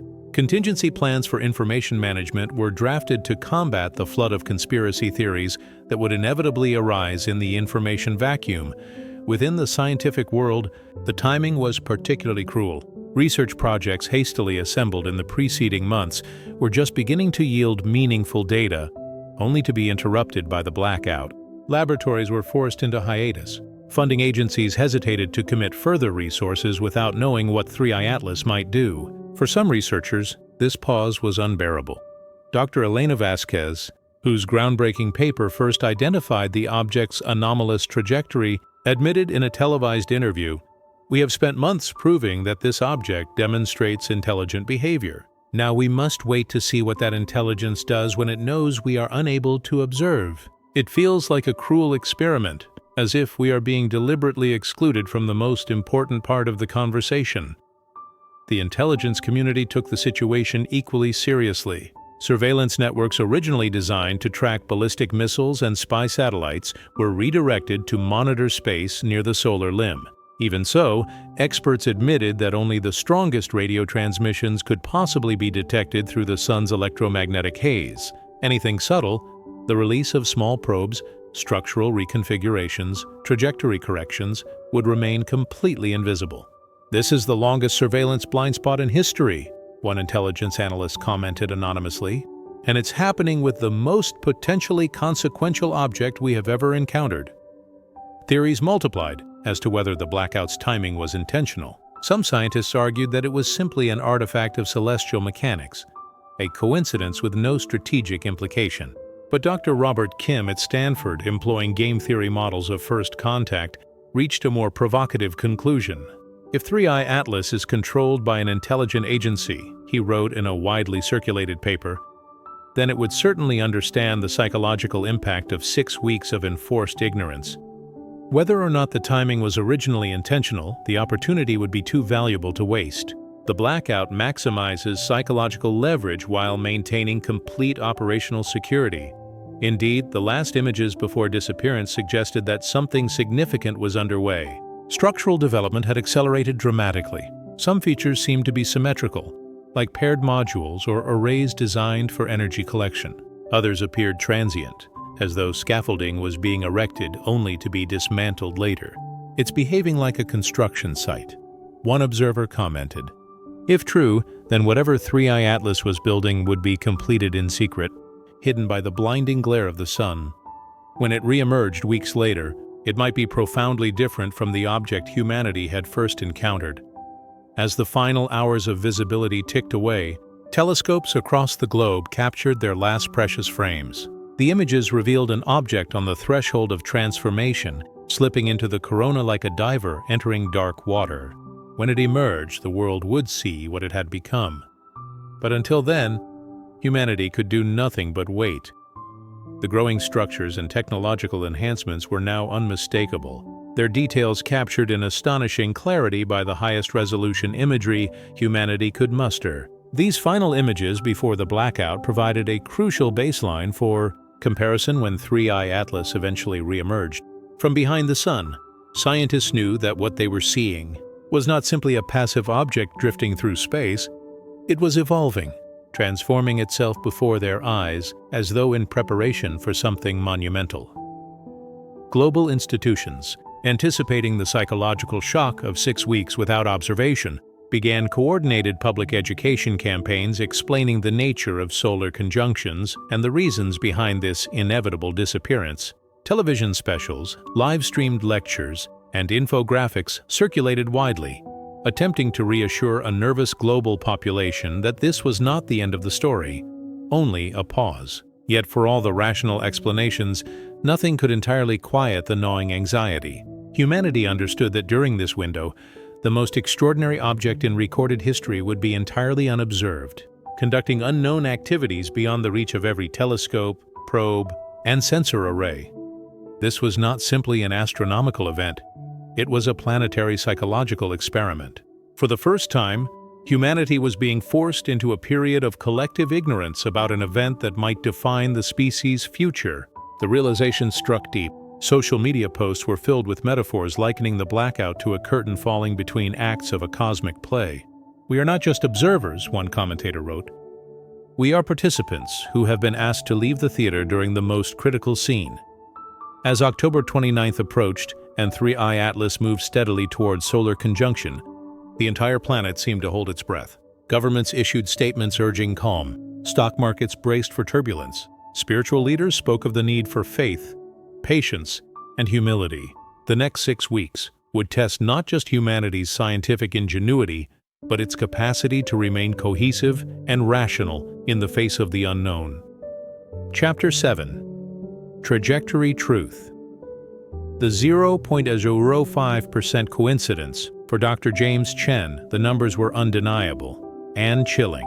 As the lead trajectory analyst on the MIT team monitoring 3I Atlas, Chen had spent months running calculations, verifying models, and cross-checking data. The conclusions he reached were not the product of sensationalism or speculation, but of pure, relentless mathematics. And those numbers told a story that was nearly impossible to accept. 3. Atlas was not merely passing through the solar system. It was following a course so precise, so deliberately optimized, that chance could be virtually ruled out. Chen's findings were first presented in a classified briefing, hastily organized for senior officials from NASA, the Department of Defense, and the National Science Foundation. Standing before a wall of projected data, Chen delivered the verdict that no one wanted to hear. We are looking at a combined probability of roughly 0.005% that a randomly arriving interstellar object would follow this precise series of planetary encounters, he explained. Statistically speaking, you are more likely to be struck by lightning while simultaneously winning 3 separate lotteries than to observe what we are witnessing by coincidence. The precision of the trajectory was staggering. According to Chen's calculations, 3I Atlas would pass Venus at a distance of just 0.22 astronomical units, an ideal distance for atmospheric and surface mapping without risk of gravitational capture. Its earlier Mars approach had been equally exact, bringing it within 0.19 AU, a perfect compromise between observational resolution and navigational safety. The most extraordinary maneuver, however, lay still in the future. A March flyby of Jupiter at 0.36 AU, positioned to take full advantage of the gas giant's immense gravitational field. This encounter would allow 3I Atlas to alter its outbound velocity with extraordinary efficiency, effectively slingshotting itself back toward interstellar space. To Dr. Sarah Mitchell, NASA's Director of Mission Planning, the trajectory read like the work of a genius mission designer.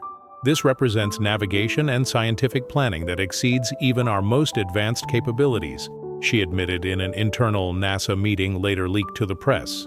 The path maximizes data collection while minimizing energy cost, and it uses gravitational assists in ways we ourselves have only attempted with our most sophisticated robotic probes. Even more unnerving was the fact that the trajectory did not merely optimize for planetary encounters. Careful analysis revealed that it also provided ideal vantage points for observing asteroid belt objects, Kuiper belt bodies, and numerous smaller systems throughout the solar neighborhood.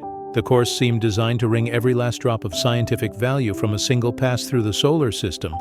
And then there was the approach vector, the part that disturbed scientists the most. Unlike typical interstellar objects that arrived from random directions, 3I Atlas had approached along a path from the direction of Sagittarius, near the galactic center, where the starfield is so dense that early detection becomes extremely difficult. Dr. Maria Santos, a stellar dynamics expert at Berkeley, published an analysis showing that an object on this path would remain effectively invisible until it was well inside the orbit of Jupiter. This approach vector minimizes detection windows, Santos wrote, while still allowing maximum time for observation once discovered. Timing analysis revealed another layer of precision. 3I Atlas had entered the solar system during a period of unusually low solar activity, avoiding the disruptive electromagnetic storms of solar maximum. The planetary alignments during its approach were nearly perfect for reconnaissance, allowing sequential flybys with minimal course corrections. It's as if someone selected the most scientifically valuable, least risky window for an observational mission, Chen remarked grimly. Dr. Robert Kim of Stanford applied game theory models to the data and produced an even more provocative interpretation. This is not merely an optimized scientific mission, he wrote in a widely discussed paper. It is an intelligence operation. According to Kim, the path showed evidence of operational security planning, minimizing the likelihood of early detection, maximizing data gathering opportunities, and timing its solar conjunction to occur just as human observational interest reached its peak. This trajectory gives its controllers maximum information about us while giving us minimal ability to respond, Kim concluded. The implications were difficult to overstate. If 3I Atlas represented a hostile intelligence, its reconnaissance mission would be complete before humanity could take any defensive action. If peaceful, its elegance suggested a level of technological and cultural sophistication that dwarfed human civilization. What troubled some researchers most was not the efficiency but the beauty of the path.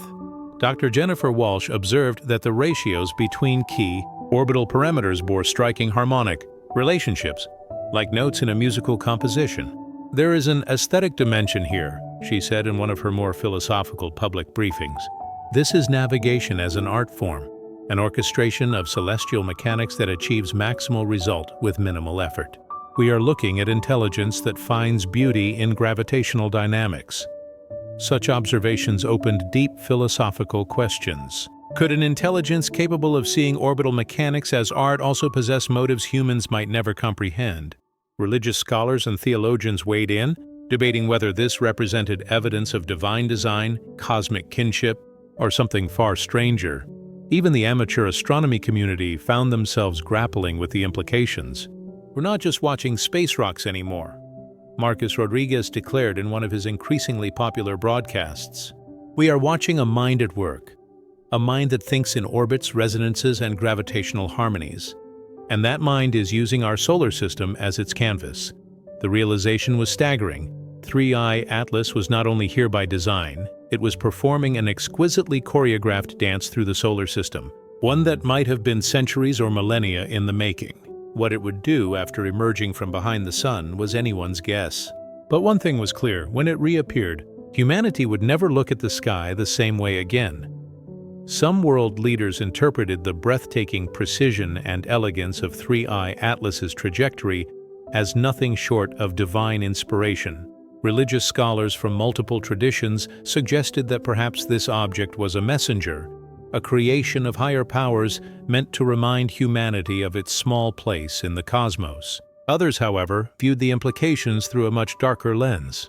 If 3I Atlas truly represented intelligence beyond Earth, an intelligence that could surpass human comprehension not only technologically but also philosophically and aesthetically, then humanity might be confronting a reality that would shatter its most deeply held spiritual, scientific, and cultural assumptions.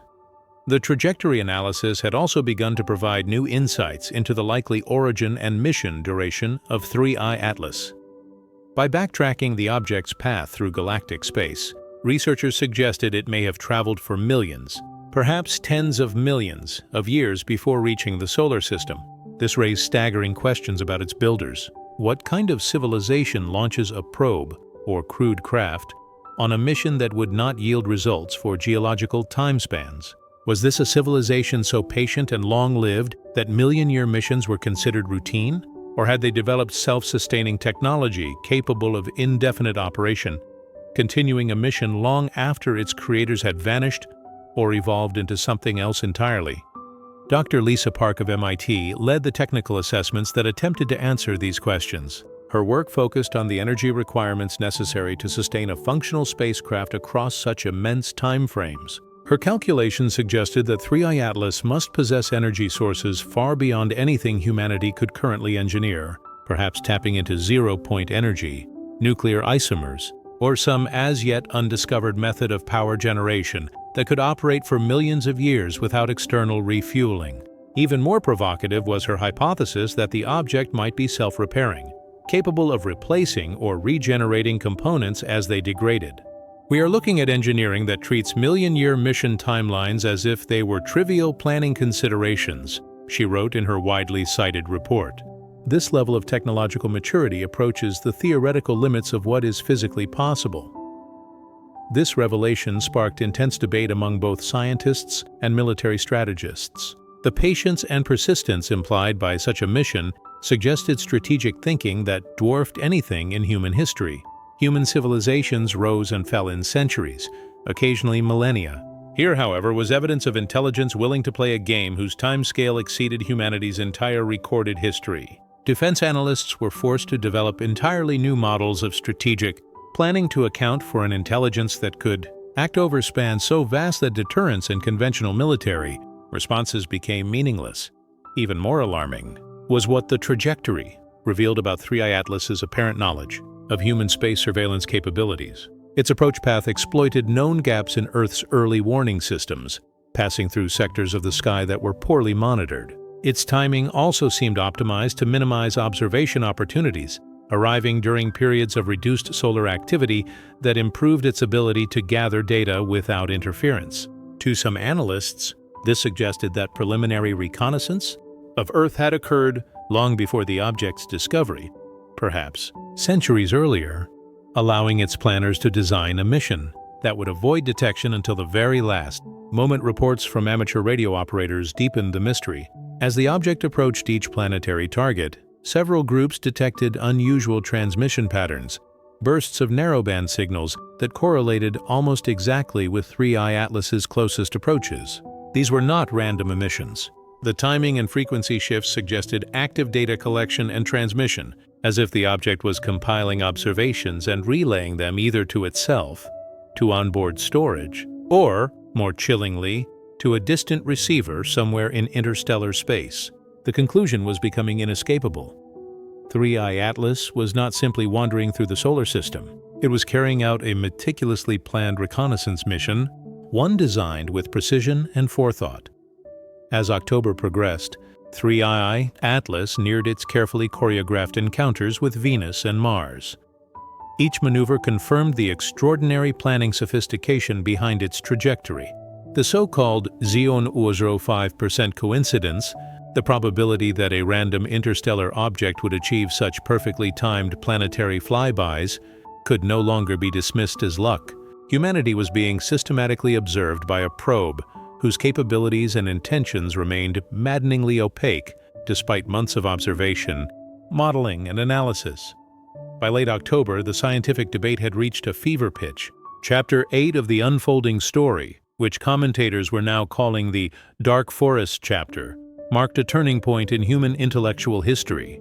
The scientific community, which had long prided itself on its commitment to rationality, peer review, and evidence-based discourse, suddenly found itself in uncharted territory. The 3I Atlas crisis was no longer a purely academic question. It was becoming a confrontation with existential uncertainty.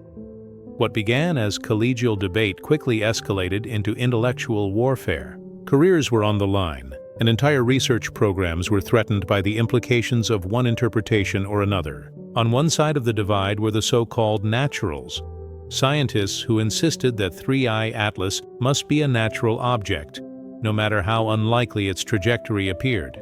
They pointed to the human tendency toward pattern recognition and warned against leaping to conclusions about extraterrestrial intelligence.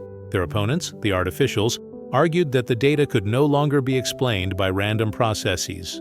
The precision of the trajectory, the optimization of energy use, the apparent signaling activity, and the calculated exploitation of Earth's surveillance blind spots all pointed to a deliberate mission of artificial origin. Dr. Christopher Hayes, chair of the International Astronomical Union's Commission on Interstellar Objects, found himself at the center of this escalating conflict. As one of the first to publicly suggest that 3I Atlas might represent extraterrestrial intelligence, he had become both a hero and a villain, depending on which side of the debate one stood. Funding agencies began to prioritize research proposals that aligned with one or the other perspective, and heated arguments spilled out of academic conferences into the public sphere. The controversy intensified after the publication of several groundbreaking papers exploring the so-called dark forest hypothesis. Originally proposed by Chinese science fiction author Liu Cixin, the hypothesis suggested that advanced civilizations might deliberately remain silent and hidden out of fear that any signal revealing their location might attract the attention of hostile species. Applied to 3I Atlas, the theory painted a chilling picture. What if this object was not a friendly probe, but a silent observer, dispatched by a civilization that treated the universe as a dangerous and predatory place? What if its purpose was not to make contact, but to decide whether humanity was a potential threat? The possibility rattled even the most skeptical researchers. If the dark forest hypothesis were true, then contact with other intelligences was not a matter of cultural exchange, but of survival. The universe might be filled with watchers, each waiting for the other to slip, to reveal their position, to expose their vulnerability. And humanity, by broadcasting television signals, radar sweeps, and interstellar messages for nearly a century, might already have given away its position to whoever, or whatever, had sent 3I Atlas. Dr. Adam Hybard, a senior researcher at the Initiative for Interstellar Studies in London, co-authored one of the most controversial and unsettling papers on the dark forest implications of 3I Atlas's behavior. Collaborating with analysts Adam Kra and Avi B., Hybard approached the object's trajectory not as a matter of neutral scientific curiosity, but as a potential act of deliberate, strategic reconnaissance. The team's work applied intelligence-gathering models and military planning theory to what had previously been considered a purely astronomical problem. The dark forest hypothesis, Hybard wrote, suggests that any intelligence capable of interstellar travel would approach unknown civilizations with extreme caution, assuming the worst until proven otherwise. The safest approach is to remain silent, observe from a distance, and evaluate whether the newly discovered civilization represents a threat. Their paper, published in a leading astrophysical journal, argued that 3I Atlas's path through the solar system fit this model disturbingly well. The behavior patterns we observe, Hybard concluded, are consistent with reconnaissance activities that could precede either peaceful first contact or, in the most pessimistic scenarios, preemptive elimination of a potential rival intelligence before it grows dangerous. This framing shook the astronomical community. Defense think tanks and military planners quickly began citing the paper in classified briefings, and the scenarios it outlined were grim enough to keep senior defense analysts awake at night. If 3I Atlas truly represented an advanced reconnaissance probe, then humanity might not be on the brink of interstellar friendship, but under quiet evaluation for possible elimination. Its systematic survey of planetary bodies, its ability to avoid detection until late in its approach, and its optimized trajectory were no longer seen as idle curiosities, but as data points in a threat assessment protocol. The reaction from the academic establishment was swift and, in some cases, brutal. Senior astronomers from NASA, ESA, and other major institutions issued joint statements condemning what they called irresponsible speculation. They argued that Hibbard and his colleagues risked inciting public panic over what was still, in their view, a largely natural phenomenon with no confirmed evidence of intelligence. The backlash did not merely challenge Hibbard's conclusions, it questioned whether publishing such papers was ethically defensible at all. Was it responsible to suggest without proof that humanity might be under threat from an alien probe? Or was such transparency necessary to prepare society for the possibility, however remote, that 3I Atlas might not be benign? NASA's lead scientist for solar system small bodies, Dr. Margaret Thompson, became the public face of this institutional resistance. Standing before a wall of microphones at a live televised press conference, she declared, "The suggestion that 3I Atlas represents hostile alien intelligence is not supported by the available evidence. Speculation of this sort risks undermining public trust in science and distracting us from the careful observation and analysis that are still underway." But Thompson's careful, measured statements were quickly undermined by a whistleblower leak. Internal communications revealed that NASA and the Department of Defense had, in fact, begun quietly drafting contingency protocols for potential alien contact scenarios. Some of these documents explicitly reference the possibility of hostile reconnaissance. The leak ignited a second wave of controversy. Why were space agencies publicly dismissing the possibility of alien intelligence while privately preparing for it? For Dr. Elena Vasquez, the scientist whose early trajectory modeling had first hinted that 3I Atlas's path was too precise to be random, the situation was a nightmare. Caught between institutional caution and the growing dark forest faction, she attempted to carve out a middle position. "The data suggest intelligence," she said in one of her increasingly rare public appearances. "But intelligence does not necessarily imply hostility. We must distinguish between evidence-based conclusions and the speculative scenarios built on top of them." The controversy soon turned into what historians would later call the academic war.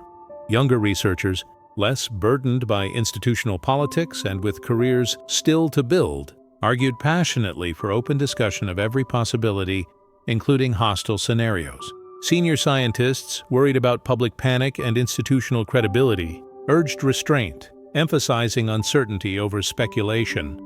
Dr. Sarah Kim at Caltech became a rare voice attempting to bridge the widening chasm. Her papers acknowledged that 3I Atlas demonstrated technological capabilities far beyond human reach, but she cautioned against projecting human concepts like friend or enemy onto something that might not share human cognitive frameworks at all.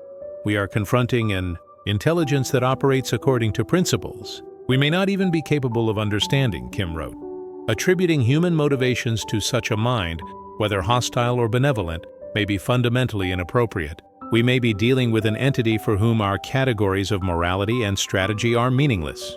This philosophical approach drew interest from outside the hard sciences. Anthropologists, linguists, psychologists, and philosophers began weighing in, bringing perspectives that questioned whether humanity was even equipped to interpret what it was observing. Dr. Maria Santos at UC Berkeley published a paper on contact linguistics and xenopsychology, warning that humans might be trying to interpret alien behavior through frameworks that were entirely inadequate. The dark forest hypothesis assumes that alien intelligence would think strategically about threats in ways similar to human military planning, she wrote. But this assumption may be completely invalid. We are trying to understand minds that may have evolved under utterly different pressures and may operate under logics we cannot access. This widening of the debate made consensus all but impossible. If human concepts were too limited to interpret alien action, then neither the optimists nor the pessimists could claim confidence in their interpretations. Religious scholars soon entered the fray as well. Some faith leaders framed 3I Atlas as evidence of divine will, a cosmic messenger designed to humble humanity. Others saw it as a test, a moment for humanity to demonstrate wisdom, restraint, and moral clarity in the face of the unknown. The Vatican's Pontifical Academy of Sciences released a carefully crafted statement acknowledging the possibility of non-human intelligence but asserting that divine authority remained supreme over any created beings. Other faith traditions scrambled to develop their own theological frameworks for contact, some welcoming the object as a sign of cosmic fraternity, others warning that it could represent a test of faith or even a deception. Meanwhile, The academic war spilled out of journals and conferences and onto social media. Twitter threads, live-stream debates, and YouTube explainer videos turned once obscure scientists into reluctant celebrities. Accusations of fear-mongering, careerism, and intellectual cowardice flew back and forth. Some exchanges became so heated that university administrators were forced to issue formal guidelines reminding faculty of professional conduct expectations. Public interest only grew as the debate became more polarized. Social media algorithms amplified the most dramatic clashes, often portraying legitimate scientific disagreement as chaos or proof that experts don't know what they're talking about. Citizen scientists and amateur astronomers began taking sides, forming online factions aligned with the naturals or the artificials, the optimists, or the dark forest advocates. Forums dedicated to 3i Atlas became battlegrounds where hard data analysis was interwoven with philosophical speculation about the future of humanity. Some users began posting elaborate what-if scenarios describing how an alien reconnaissance probe might evaluate human military capability, political stability, and technological potential. Military analysts added fuel to the fire when several released declassified assessments treating 3i Atlas as a potential security risk. Colonel Janet Rodriguez, a Department of Defense strategist specializing in emergent threats, published a report that focused not on intentions but on capabilities. Whether 3i Atlas represents peaceful scientific exploration or hostile reconnaissance is ultimately irrelevant to defense planning, Rodriguez wrote. Its demonstrated capabilities exceed our ability to respond. Prudence requires that we plan for scenarios in which such capabilities could be used against human interests. This blunt assessment added urgency to what had been, until then, mostly theoretical debate. Intelligence agencies began quietly recruiting top scientists into classified advisory programs, creating a parallel network of research that operated beyond public scrutiny. This secrecy fragmented the academic community further. Some researchers refused to participate in classified work, believing that open science was humanity's best hope of understanding the situation. Others accepted the call to national service, believing that withholding sensitive analysis from the public was a necessary precaution. Dr. Robert Kim at Stanford publicly declined an invitation to join one such classified effort. In an interview that went viral, he warned that classifying data about 3i Atlas would erode public trust and stifle the very openness science required to function. The moment we hide our analysis behind closed doors, Kim said, we lose our ability to separate evidence-based conclusions from speculation driven by fear. His stance earned him praise from transparency advocates but also criticism from those who believed some information was too dangerous to release. The debate now touched not just on astronomy but on ethics, public trust, and the very role of science in a time of potential existential crisis. By the time October arrived, the dark forest hypothesis had transformed from a fringe speculation into a major intellectual and policy issue. The world was no longer treating 3i Atlas as a curiosity. It was now seen as a potential turning point in the history of the species. The academic war over its interpretation would continue, regardless of what the object eventually revealed. And then came October 3rd, the day of the Mars flyby. For the first time in history, multiple spacecraft from different nations coordinated to observe an interstellar object as it performed what appeared to be a deliberate planetary reconnaissance pass. 3i Atlas approached Mars at precisely 0.19 astronomical units, exactly as predicted by trajectory models. Dr. Sarah Chen, Mission Operations Director for NASA's Mars Reconnaissance Orbiter, oversaw what became the most ambitious multi-spacecraft campaign ever attempted. We have 6 active missions around Mars, 2 surface rovers, and multiple deep space telescopes all focusing on this single object for a 12-hour observation window, she explained during the final pre-flyby briefing, ESA's Mars Express. Orbiter was repositioned to maximize its viewing angle, and its high-resolution stereo camera was tasked with capturing detailed imagery of 3i Atlas's surface. Mission Principal Investigator Dr. Angela Martinez described the plan with barely contained excitement. With our current configuration, we will achieve pixel resolutions of roughly 30 kilometers across the object's surface, she explained. We may be able to resolve individual structures and watch them change in real time. NASA's MRO, with its high-rise camera, would go even further, achieving resolutions as fine as 3 meters per pixel. For the first time, humanity would have a chance to look directly at the surface of an interstellar visitor with a clarity capable of distinguishing its smallest visible features. The world held its breath. Chapter 9. The Mars Flyby. Humanity's first close look. We're about to see the individual components of whatever technology this object represents. Dr. James Wilson declared during the final pre-flyby briefing, his voice carrying both scientific excitement and the weight of global anticipation. If there are artificial structures, mechanical systems, or surface modifications, HiRISE will document them with unprecedented clarity. This single statement seemed to encapsulate the significance of what was about to occur. For the first time in human history, multiple spacecraft from different nations would observe an interstellar visitor at close range while it actively engaged in what appeared to be systematic reconnaissance of another planet. This was not a fleeting glimpse of an object passing through the solar system. It was a carefully coordinated observational campaign designed to capture every possible detail of a phenomenon that had already forced scientists, governments, and philosophers to rethink their place in the cosmos. The Mars flyby had catalyzed a level of international cooperation that many observers had once thought impossible. Agencies that had previously guarded their data with near-paranoid secrecy were now sharing real-time information through secure international protocols. NASA, ESA, Roscosmos, and the China National Space Administration agreed to provide one another with immediate access to imagery, spectroscopic data, and telemetry. Even India's ISRO and Japan's JAXA contributed their deep space assets to maximize coverage.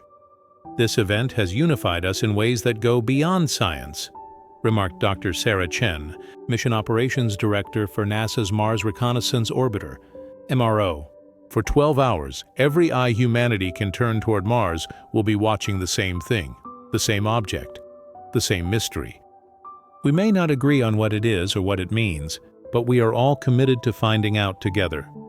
MRO, normally tasked with studying the Martian surface in exquisite detail, had been reprogrammed for a different kind of mission, tracking a fast-moving interstellar object at a precision level never before attempted.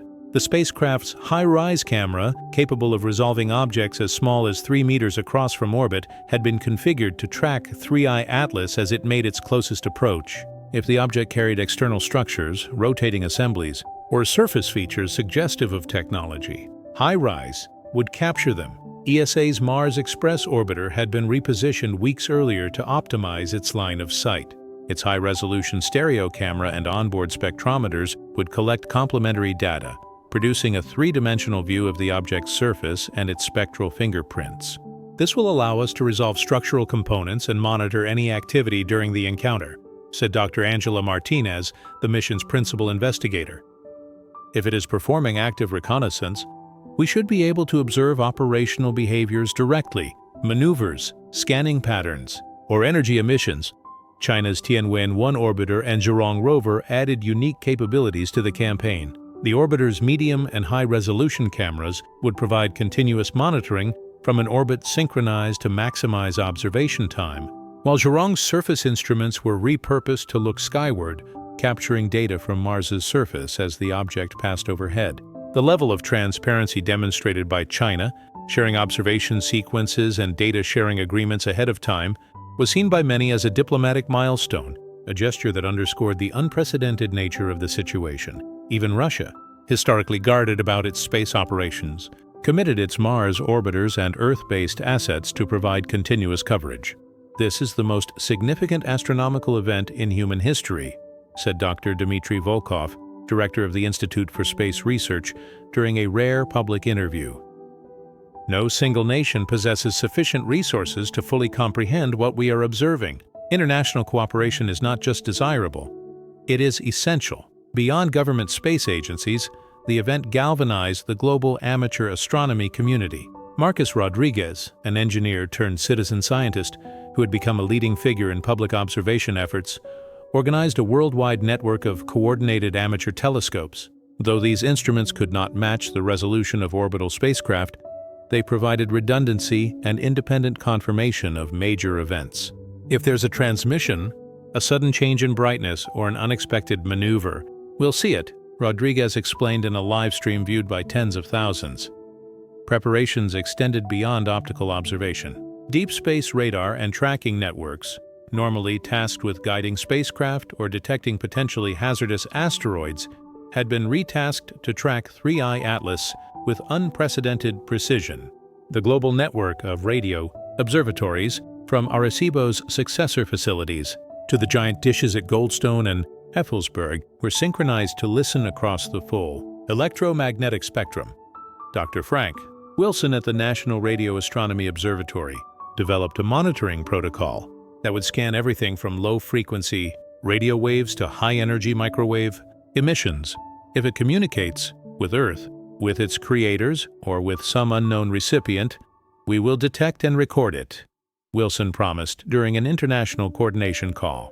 The phrase carried quiet implications that many participants avoided stating aloud. Humanity was not just observing.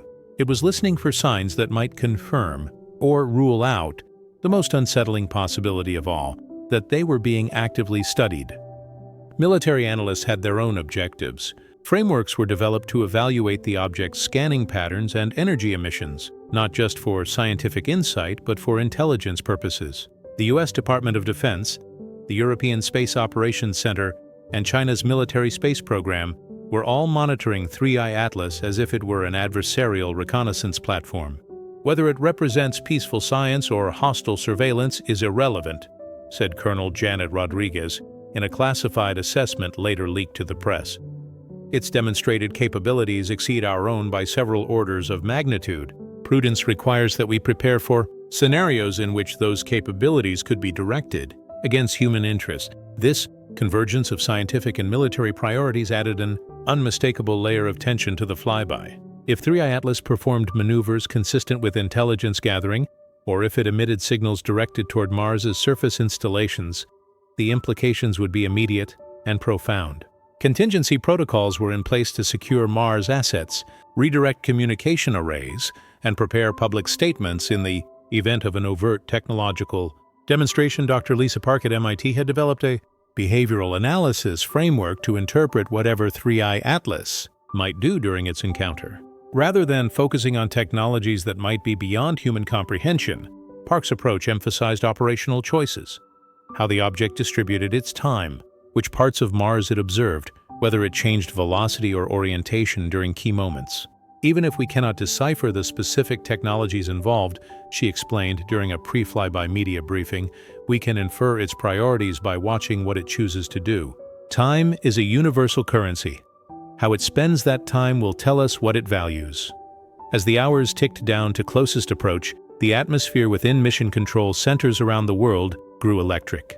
Engineers double-checked software updates, scientists reviewed observation schedules, and international data-sharing links were tested repeatedly to ensure seamless coordination.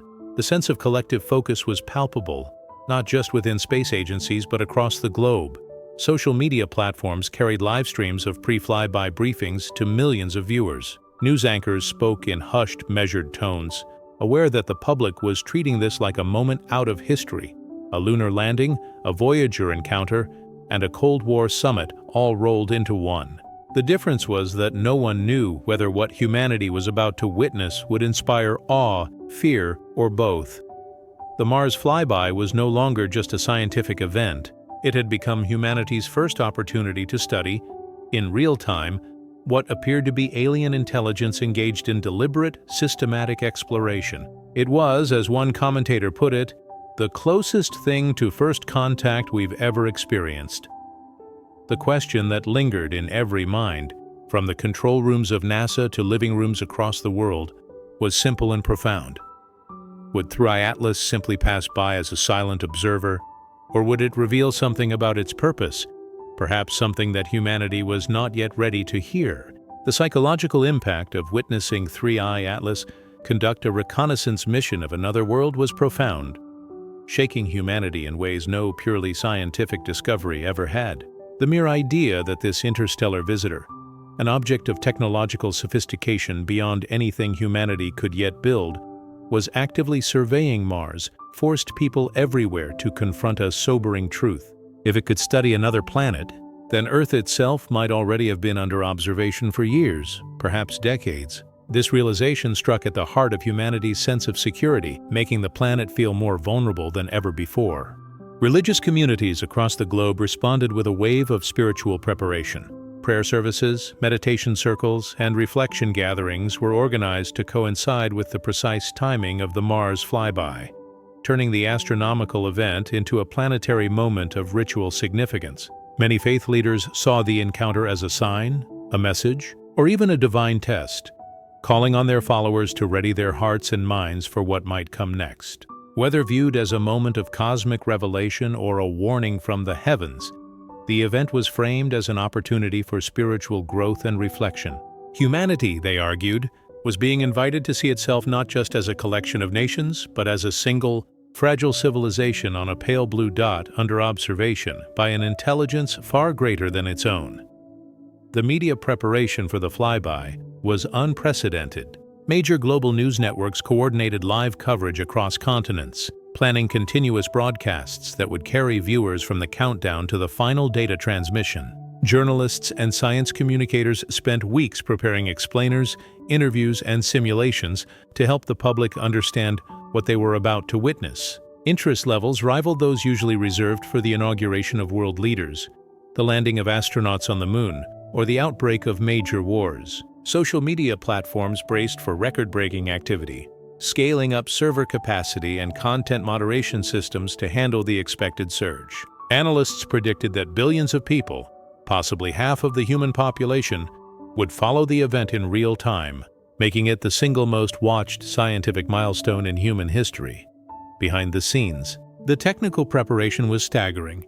Coordinating spacecraft across vast interplanetary distances had required months of planning and flawless collaboration between space agencies worldwide. Navigation specialists calculated precise pointing requirements for each orbiter and telescope involved, ensuring that every instrument would be in the right place at the right time to capture data during the narrow observation window. Communication engineers established real-time data relay protocols, allowing observations from Mars, Earth orbit, and ground-based observatories to be combined into a coherent global monitoring effort. No risk was too small to plan for. Redundant systems were built into every stage of the observation campaign. Backup communication pathways were activated to guard against signal loss. Emergency protocols were written in case 3i Atlas performed an unexpected maneuver or exhibited behavior that could be interpreted as hostile. Engineers simulated scenarios ranging from benign data dropouts to worst-case failures of key observing spacecraft. Every step reflected a sense of collective determination. Humanity would not miss this chance to learn. Among the most tantalizing questions was whether 3i Atlas was aware of being observed, if its behavior changed when under scrutiny, if it adjusted its orientation, altered its emissions, or responded in a way that seemed deliberate. Then it would confirm suspicions that it possessed not only intelligence but situational awareness on a scale rarely attributed even to advanced AI.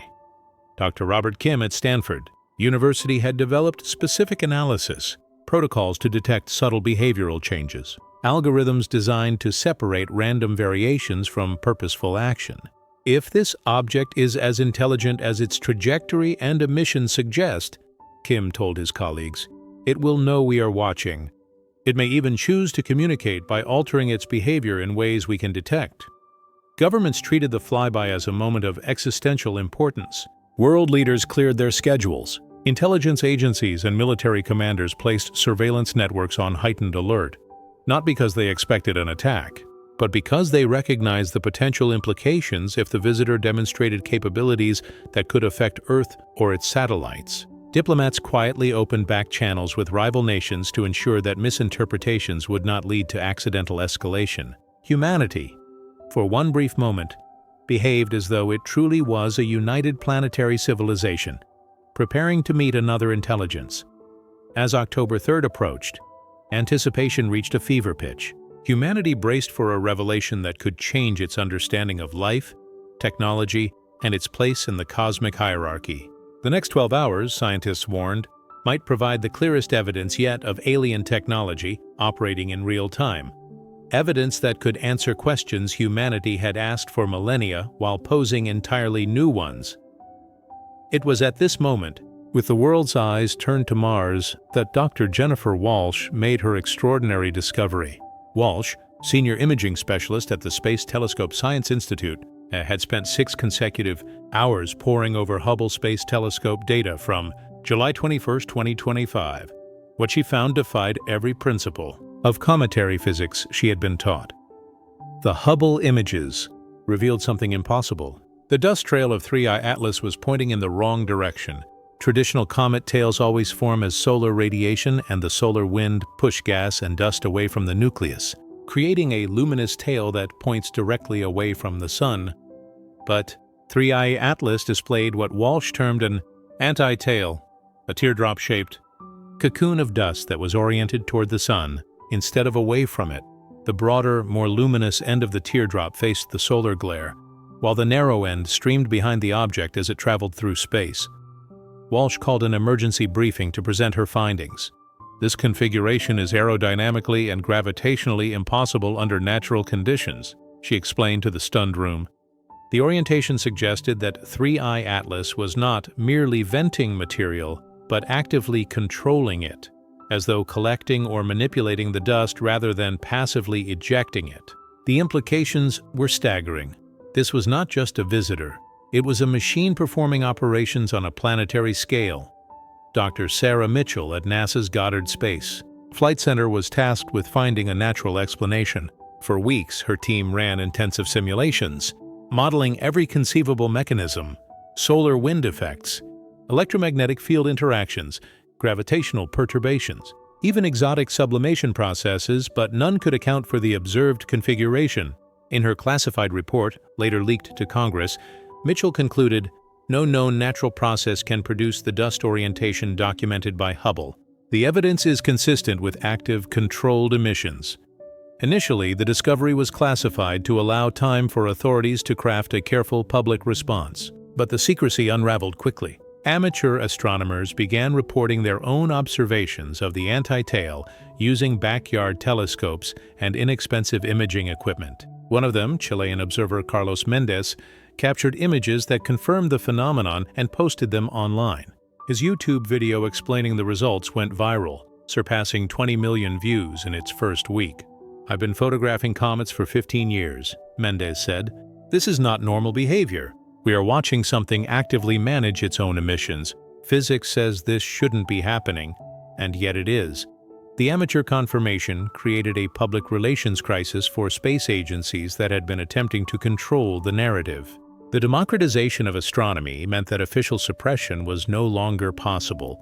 Within days, the anti-tail became a worldwide topic of discussion, fueling speculation, awe, and fear. Computer models showed that maintaining an anti-tail structure would require continuous energy input, real-time adjustments, and force control at a level suggesting breathtakingly advanced technology. Dr. Robert Kim published a paper estimating that 3I Atlas might be expending energy equivalent to multiple small nuclear reactors simply to keep its dust structure stable against solar forces. "We are witnessing active engineering of the local space environment," he wrote. "This is technology operating on a scale that makes our most advanced projects look like toys." The energy management implications were sobering. If 3I Atlas could casually expend that much power merely for aesthetic or structural reasons, what might it achieve if it chose to focus its full capabilities on more purposeful tasks? The thought sent chills through military planners and theologians alike. Religious leaders debated the meaning of what they were seeing. Some saw the anti-tail as a form of cosmic art, evidence of a mind that found beauty worth expressing even across interstellar distances. Others feared it as a demonstration of power, a sign that humanity stood in the presence of a force capable of reshaping matter and energy at will. The world waited, breath held, for the Mars flyby, an encounter that might confirm once and for all whether 3I Atlas was merely a silent traveler or something far more deliberate, an emissary, a probe, perhaps even a herald of things to come.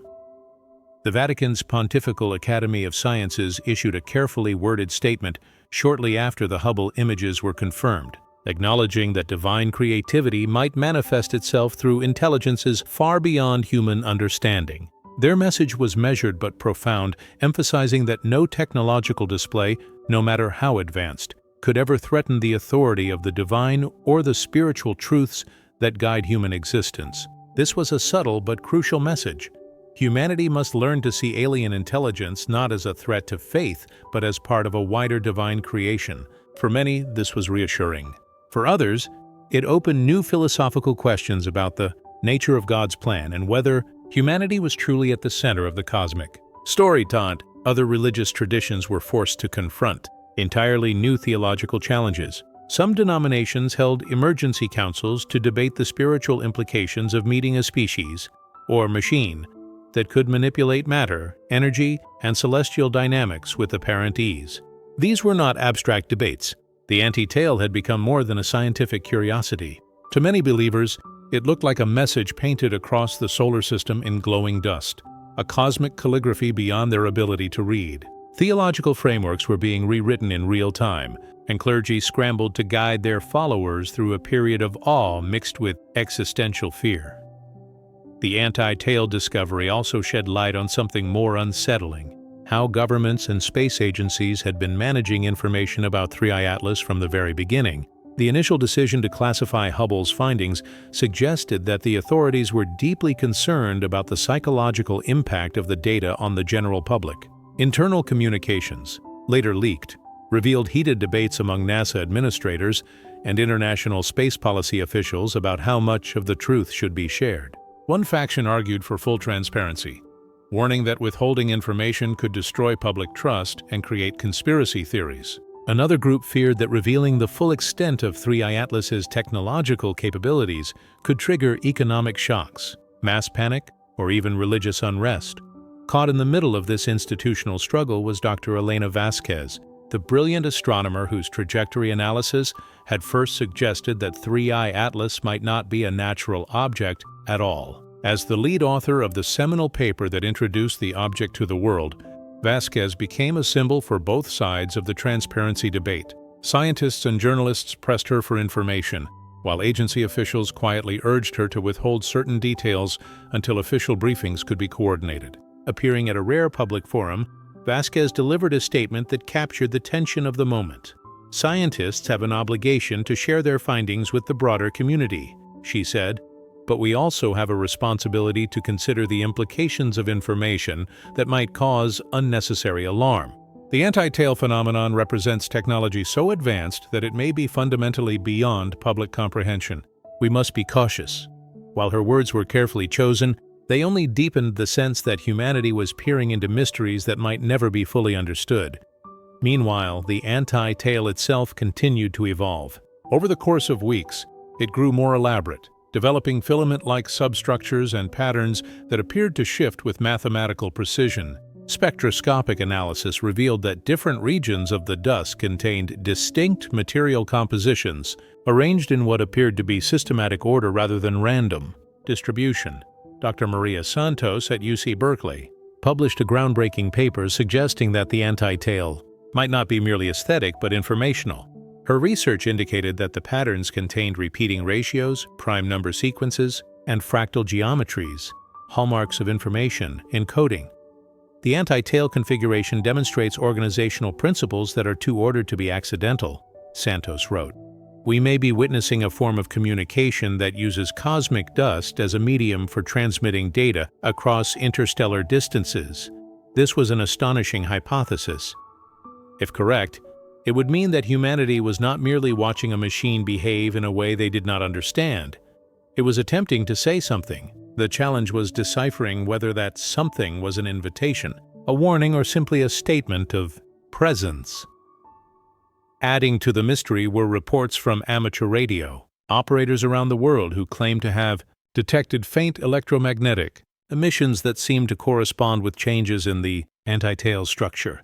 The emissions were not random noise. Their frequency and modulation patterns correlated with moments when the dust configuration shifted dramatically. This raised the possibility that 3I Atlas was broadcasting information in multiple formats simultaneously: visual, electromagnetic, and perhaps others not yet detected. like a multilingual beacon, designed to be interpreted by different types of intelligence. Perhaps the most provocative observation was that the anti-tail seemed to become more complex as human instruments improved their resolution. When ground-based telescopes began to produce higher quality images, the dust configuration appeared to rearrange itself into even more intricate formations, almost as though rewarding the effort with additional detail. This uncanny responsiveness suggested that 3i Atlas might be aware of being watched and was deliberately adjusting its display to match human observation capabilities. This possibility disturbed intelligence agencies. If 3i Atlas had been monitoring humanity long before its official discovery, then its artistic displays might not be random demonstrations but carefully chosen messages designed to be deciphered only when human technology reached a certain threshold. Intelligence analysts began treating the anti-tail not merely as a curiosity, but as potential intelligence data. Cryptographers, behavioral psychologists, and military analysts were brought into the effort to analyze the patterns for possible strategic meaning.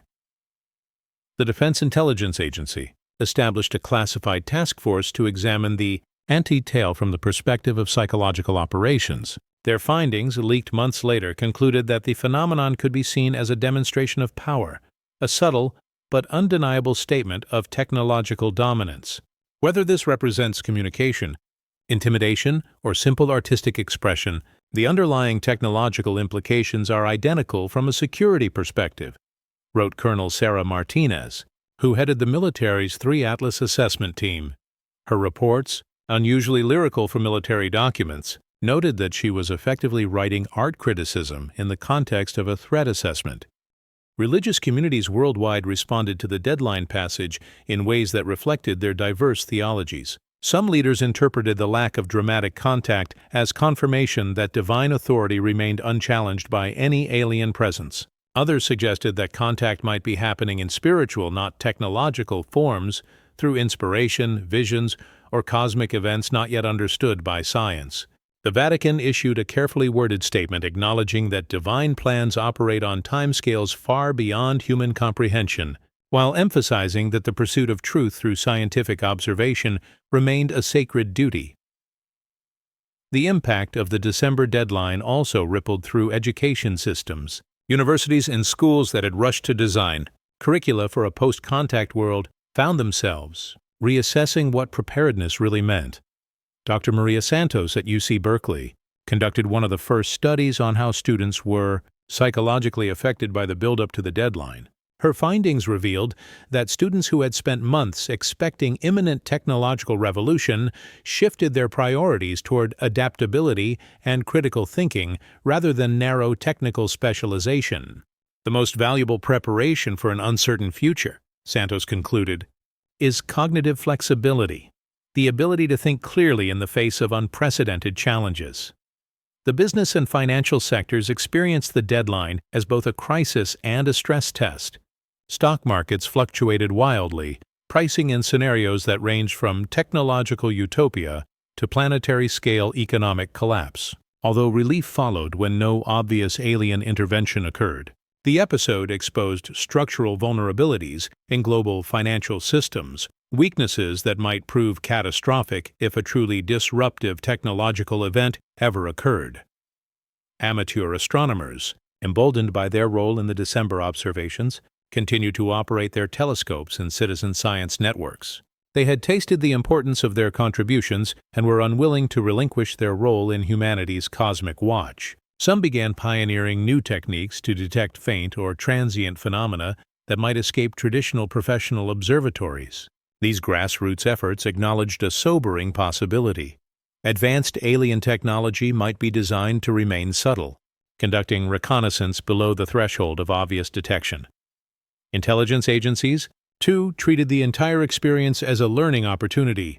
The December crisis served as a live-fire exercise for testing capabilities against threats that were not merely technological but potentially beyond human comprehension. New frameworks for threat assessment were developed, focusing not only on weapons and capabilities, but on entirely new modes of behavior and strategy. These analytic tools, designed for cosmic rather than terrestrial security, would remain relevant regardless of whether 3i Atlas proved hostile, friendly, or indifferent. Mental health professionals documented a wide spectrum of psychological responses to the deadline's passing. Some individuals experienced intense relief, others deep disappointment, and still others a kind of lingering existential unease. Support groups originally formed to help people cope with contact anxiety gradually transformed into communities exploring what it meant to live in a universe where alien intelligence was no longer hypothetical. This shift suggested that humanity's psychological adaptation to cosmic reality was no longer a temporary process, but an ongoing part of collective life. As the year came to a close, astronomers prepared for the reappearance of 3I Atlas from behind the Sun, where it had been hidden for weeks. Its emergence offered the first chance since October to determine whether the object had changed, whether it had deployed secondary probes, upgraded its systems, or altered its structure. Early observations were startling. 3I Atlas showed new structural features and more complex electromagnetic emissions than before, indicating active operations during its hidden period. Whatever this object was, it had been busy while beyond human view. Dr. Jennifer Walsh of the Space Telescope Science Institute summed up the mood at the renewed observation briefing. We're about to get our first real look at what this object accomplished during 6 weeks of complete operational privacy. The changes we observe may finally reveal whether this is reconnaissance, research, or something we haven't even imagined. In the end, the verdict on 3I Atlas remained elusive. It clearly represented something unprecedented. Technology or phenomena that forced humanity to rethink assumptions about intelligence, physics, and the very nature of reality. Whether it heralded a new era of cosmic contact or simply exposed the limits of human knowledge, its presence had already reshaped civilization. Humanity now watched the skies with new seriousness, aware that even in silence, the universe was speaking, and perhaps waiting for us to learn how to listen.